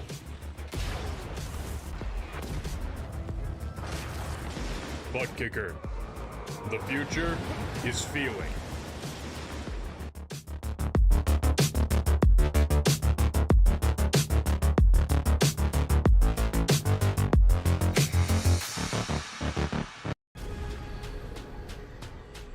The most realistic online racing sim ever made. This is iRacing. Detailed laser scan tracks, fully dynamic real world cars, and over 50 series to choose from. 6 online world championships offering over $400,000 in annual prizes. This is the original esport racing game. This is iRacing.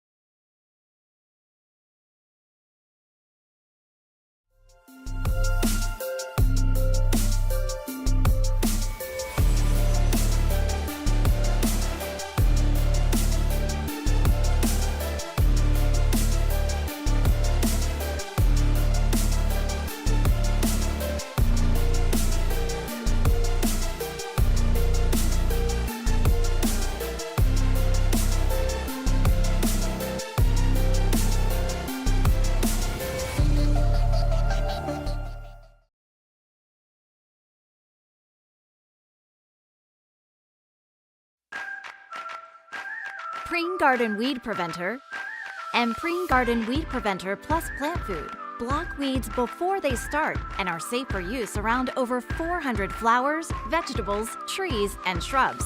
Best of all, they give you 3 months of freedom from weeding in just 4 easy steps. You can apply Preen anytime before or during the growing season. But since it's a weed preventer, not a weed killer, early spring is best. Here's how. Start by removing existing weeds and their roots in the area where you want to apply Preen. Sprinkle granules directly onto dry soil, mulch, or stone so that they're evenly spaced. Within 24 hours of applying, integrate the granules into the top layer of soil or mulch or stone-covered bed. Finally, water with a hose or sprinkler or a well-timed soaking rain to activate the protective weed barrier. When activated, Preen creates an invisible weed-fighting barrier just below the soil surface that targets and prevents weed seeds from sprouting and forming roots. People and pets may enter the treated area once dusts have settled and the area is thoroughly dry from watering or first rain. That's it. Now you'll have a beautiful weed-free space and 3 months to do anything but weeding. Satisfaction guaranteed. Trusted for over 50 years, Preen is America's #1 weed preventer brand with weed preventers for every type of garden.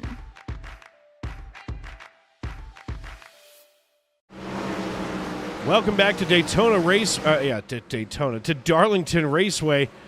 Dave Regal, the big dog Shane Lake, and sitting in the cuck chair is Alan Bergen. Did you think I was kidding? I told you I was going to come back with that. Oh my God! The green flag waves. Trevor Ryan gets the shot, and everybody who's been restarting next to Parker Retzlaff has tried to throw a traditional block, and Parker is just too smart for them. Like, you've got to be able to beat Parker here during green flag action, not on the restarts. I mean, it is his day job as a driver of a race car. You're not wrong. Whoa! Contact just sent Parker down the racetrack. He doesn't lose a step, though, and he comes back up side by side. Oh, boy. He's going to find a way to dump the 18 if he has his way. Good Lord. And Trevor Ryan now takes control of the race. And go. He holds on to it. Yo, save of the race is the 15. A whole lot of throttle control right there, Dave. Let's take a look at this. So coming out of 2 and down the backstretch. Here it is, making contact with the 59. I mean, look at what Bennett just did. If you can read the door numbers from up here and they're on the back straightaway, that car is been wrecked. Yeah. Oh, yeah. That car was not even supposed to be savable. That thing was spun out, and he just brought it back. Yeah, I don't even think Dale Jarrett could have saved that race car. I am continually fascinated by the skill of some of the drivers in this league. I mean, you might make a couple of mental mistakes, but when it comes to holding it on the racetrack facing forward, these guys are better than almost anybody that we see. Absolutely. Yeah, I've taken a few lessons from these guys watching this. And I've taken a few lessons on how to take out Shane Lake in an official race. Man, you better shut the hell up about that. So what happened? Look, I thought we told you about how I got here.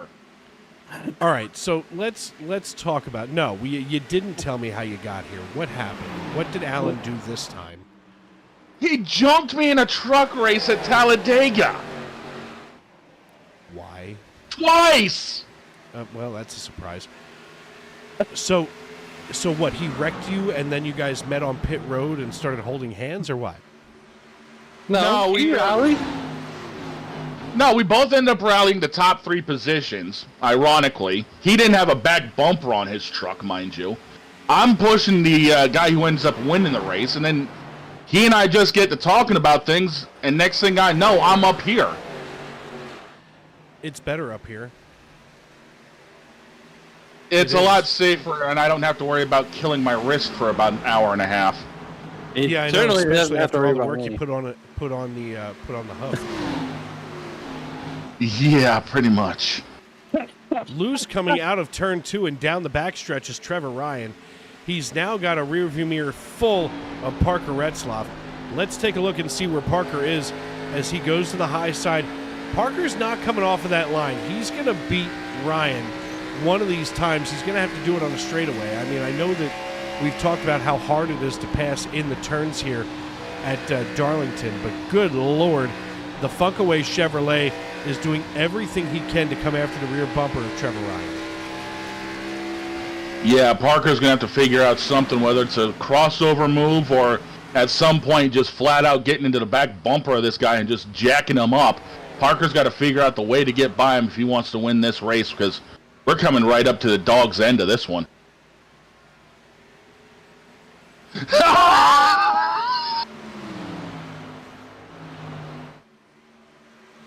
Damn it. I mean, Parker's got to do something on the outside. You didn't even realize that my words never hit the air. All they can do is hear you laugh.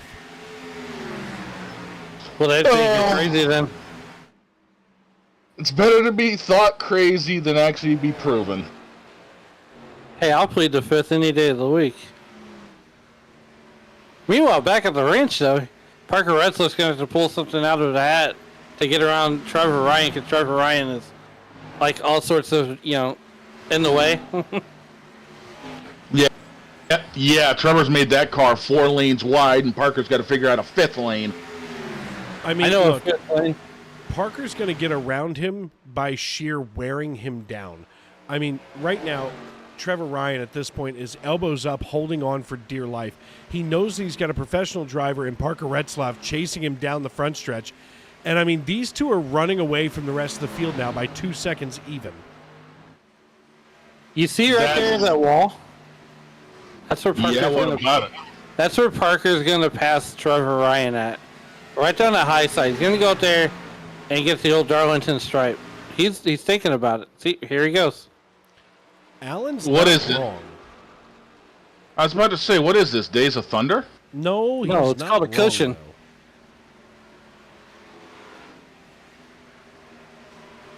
Oh, you and you dirt trackers.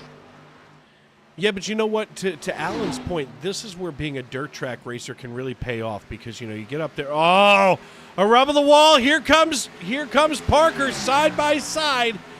It doesn't go exactly like Alan thought that it would, but my God, all it took was for Trevor Ryan to make a mistake, and Parker, like a lion laying in the high grass, hops onto that gazelle. Oh, my God.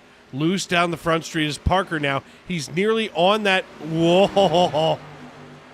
Strong Driver of the Night award goes to Trevor Ryan. Yeah, holding off Parker as long as he did, that's pretty impressive. You still hold them off. Parker's going to try something. He's out to do it right now. It's too early for that right now for Parker. Parker's going to wait until about 5 to go. That's when he's going to make the move. Right now, he's going to force Trevor Ryan to make that mistake before he tries to make the move on the outside. But the move will happen on the outside. Alan Bergen calling the shots from up here in the booth, and he's not wrong. Here we are with 15 laps to go. Trevor Ryan leading Parker Retzlaff. Deeper in the field, though, check out Dennis Mickelson, as Mickelson holding on to the high line over top of Trent Curtis. Trent Curtis working underneath and now slides up in front to secure away fourth position, as now Devin Jack is going to have to challenge Dennis Mickelson. Yeah, this place has been providing some really great battles the last couple of nights, and I think we're going to be in for a lot more before this race is over. This field is still relatively strung out, but it's going to start accordioning here real soon as these tires start wearing off more and more. And that's why drivers love this track so much, because you can get up there, you can slide around, you can get up there on the wall and make a lot of time if you know how to run the wall. That's the thing, is you got to know how to run that wall, or AKA the cushion, if you're a dirt racing guy like I am. But the thing is that track looks so wide, but it's really narrow when you're inside that race car. Yeah, this place is definitely more narrow than what people think, because you can see all that asphalt out there. Turns out you've only got about a groove and a half you can work with, and if you overstep that the least little bit, the lady in black, well, those high heels are waiting to step on you. And she's got 9-inch stilettos ready to put it right through your throat. Parker Retzlaff just got through Trevor Ryan here, as we are now 12 laps to go. Trevor Ryan trying to catch up to him, but I think he burned up too much of his equipment, and there's not enough time now for him to try to make up that distance. Claude Furland here in the 40. Whoa! Jeez! Bennett Allen just got shoved down the backstretch here. Let's take a look at that. I think he got a Darlington stripe and a little more. I'll say he did. Good Lord. Well, he rubbed the wall, and then the 63 was there to plow through him. Yeah, he's going to need a whole new front clip by the time this is over. Well, just think, here's the thing about the schedule, right? So we hear that the track too tough to tame, and then next week we go to Atlanta. Oh boy. And you know what? I still don't technically like New Atlanta. I'm going to try to make it on time. Yeah, you go ahead. That worked out really well for you at Daytona, huh?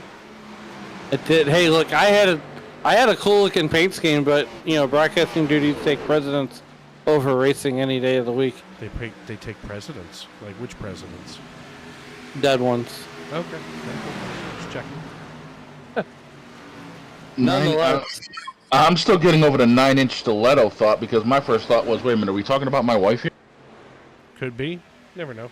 Did you catch a 9-inch stiletto through the heat? to the throat, Shane? Once, but we were joking around.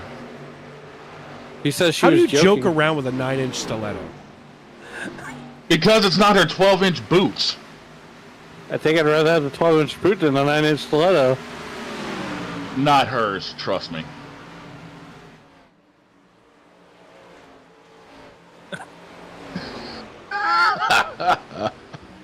Just left me speechless. Yes! I got nothing for that one. Taking a look here at Brandon Minto now trailing just behind Brock Packard here in the 63. Brock Packard up 21 positions, 29 positions for Rich Jett, who now is our big mover of the race. Hauling it down to the inside here is the 63 as he now gets around Brandon Minto. He's now going to navigate around Derek Baycorn in the 23. They go side by side and wow! Knocked out of the way is Brandon Minto. Once again, it's got to be the commentator's curse. It has to be. If there's any way to prove it exists, look at tonight's race. Yeah. No. I mean, look, I wouldn't even have made the race anyways. But I did throw it back to Darrell Wattrop when he drove the Kmart car, though. You couldn't do a Western Auto paint scheme? Look. No. That's already been done. He had nothing. Did you hear what he did there? He goes, "Well, no." He had nothing. Please tell me you at least did the flamed out paint job. You can't flame out Kmart, dude. His retirement tour, he ran a flamed paint job for half of it. Kmart Blue Light Special, baby.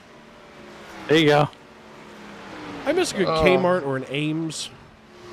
Ooh, a rub of the wall. The 18 is all kinds of bald on the rubber.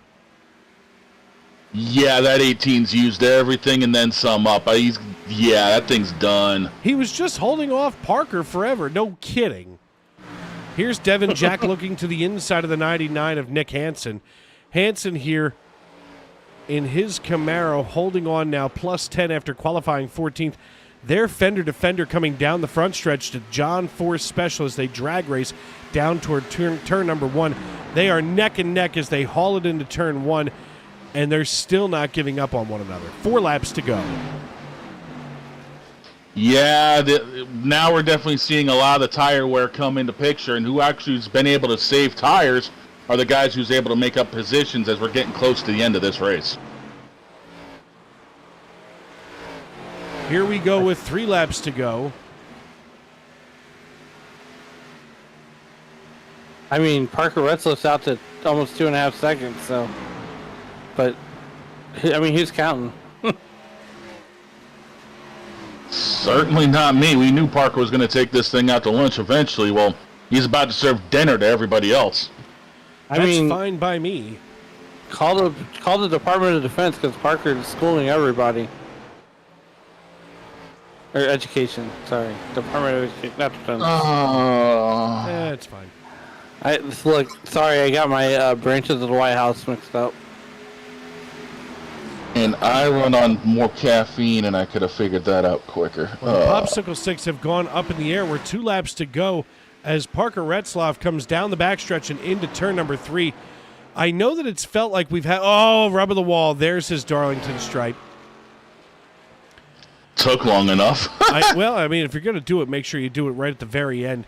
As now the Popsicle Sticks go down, the white flag is in the air, and we're racing back to checkers. Parker Retzlaff gets himself set up to make a return to victory lane. He's got Trevor Ryan, and now Devin Jack and Trent Curtis are going at it.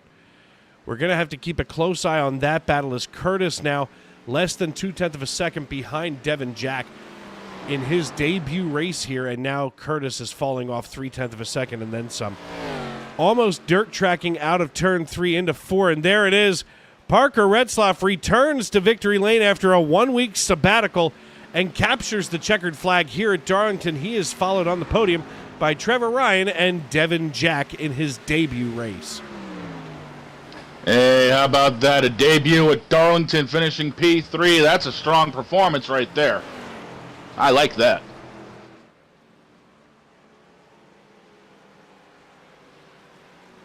What a fun race this was to watch.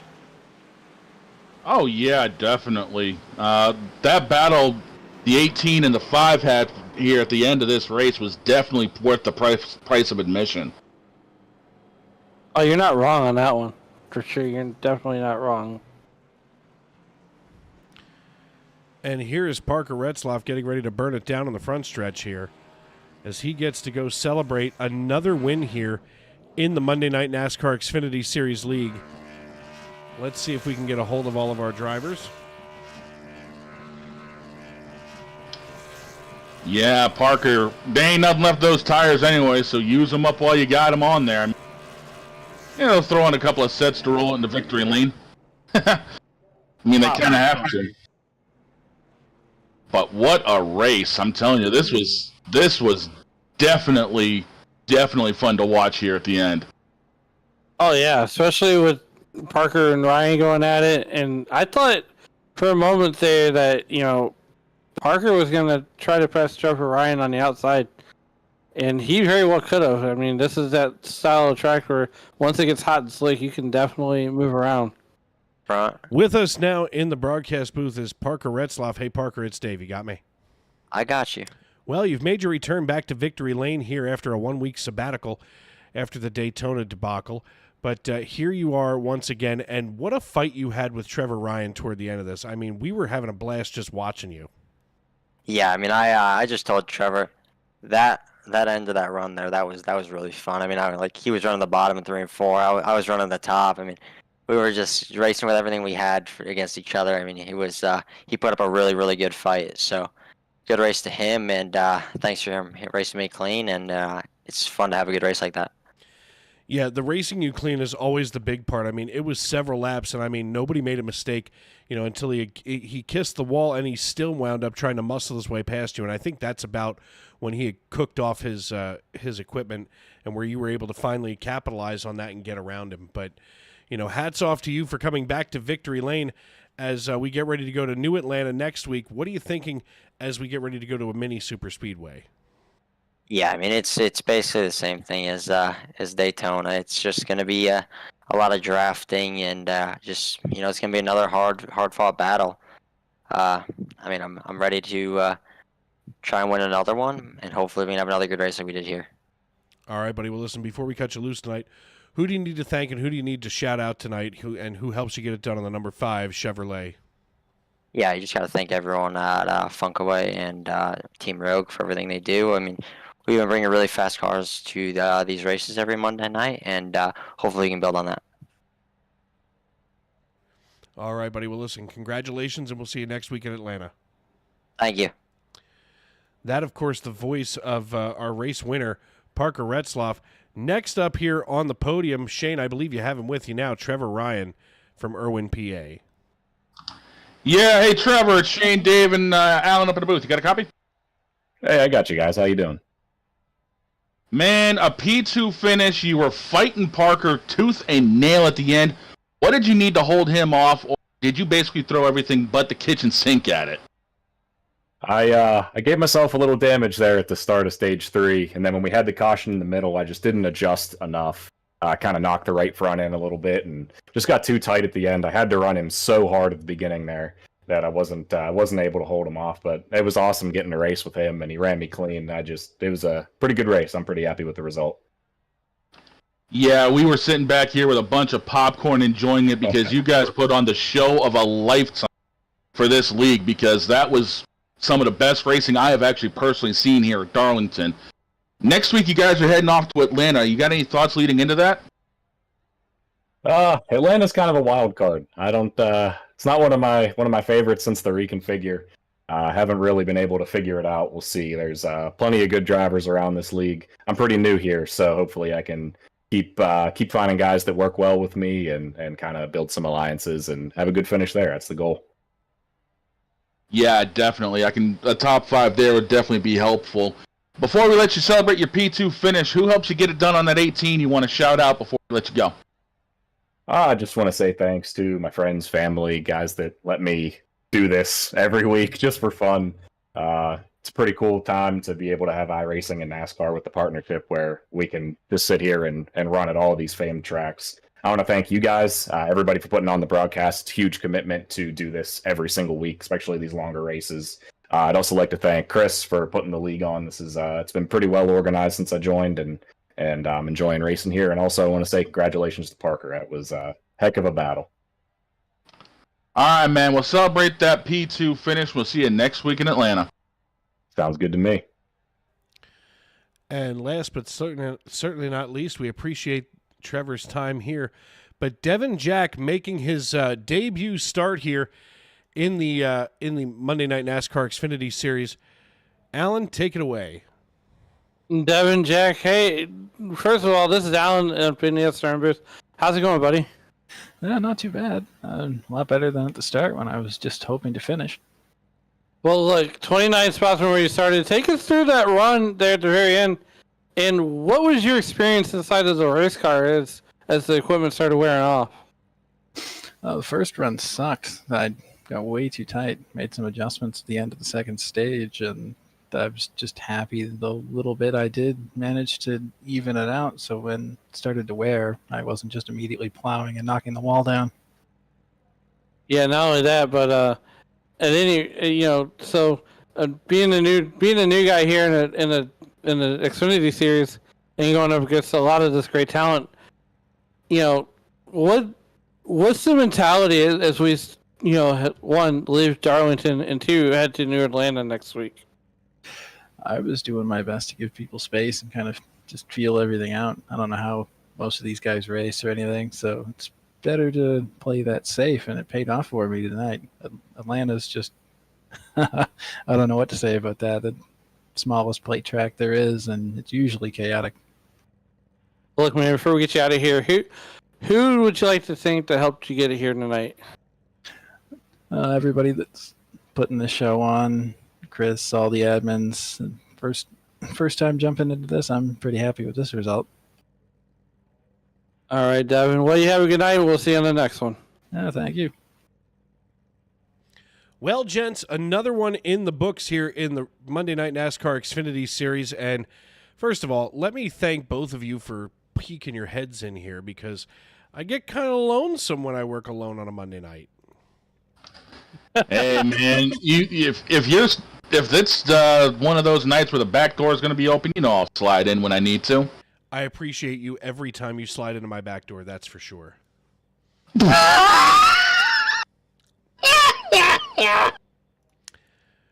We're going to take one final look at our race results here. Parker Retzlaff takes home the checkered flag, and he is joined on the podium by Trevor Ryan and Devin Jack. Nick Hansen and Trent Curtis make up the rest of your top five, while Larry Miles and Rich Jett come home 6th and 7th. Claude Furland, Cody McCorkle, and Austin Green round out your top 10. Brockton Packard finishes in 11th, while 12th goes to Sylvain Joly. Ron Fitting in the number 3 Grease Monkey Chevrolet comes home in 13th, while Bennett Allen gets the JCTV number 15 into 14th position. Derek Bacorn finishes in 15th, while Jacob Bradley and Chris Claude finish 16th and 17th. 18th goes to Mikey Mac McConville out of South Jersey, while Brandon Minto from Norman, Oklahoma comes home in 19th. John Wilco out of McAdoo, Pennsylvania comes home in 20th, while Matt Metler, my work wife, finishes one lap down. No, I'm sorry. One lap down. This is interesting. One lap down for Matt Metler, while he comes home in 21st. 22nd goes to Dennis Mickelson, Aaron Mack, and Tyler Chalk in 23rd and 24th. Daniel Moynihan in 25th, with Andrew Deemer in 26th. Gabriel Lafreniere and Ethan Ball finished 27th and 28th. And rounding out the remainder of the field is going to be Michael Witt, Sam Bolin, Alex Brinson, Kavaja Holt in the 00 in 32nd. Alexander Gangler gets the 8 car to 33rd. Austin Call, Sam King, Nolan Hamilton Sr., Nolan Hodgson, Noah Rainwater, Diego Rodriguez, and Mason Hoft. Looks like Diego Rodriguez is going to be the first car not to have made it. So Noah Rainwater, the last car to make the start tonight. So it's been an interesting finish here at Darlington Raceway. I know many of these drivers are exhausted. I know I'm exhausted up here in the Tony Trapasso Memorial Broadcast booth. It's been a long night. It's been a fun night, though, as I've had some guests here. Shane Lake with me tuning in, and then deciding that he's going to slide up into the broadcast booth. And in the cuck chair, of course, is Alan Bergen. out of St. Louis, Missouri. So for myself, Dave Regal, Alan Bergen, and Shane Lake, we want to thank you for tuning in and making us a part of your evening. And every time that we go live here on Sim Racing Media, we want to thank you for making us a part of your night. So tomorrow and every day as you walk down the road of life, please don't play in traffic. Until we meet again in Atlanta, take care.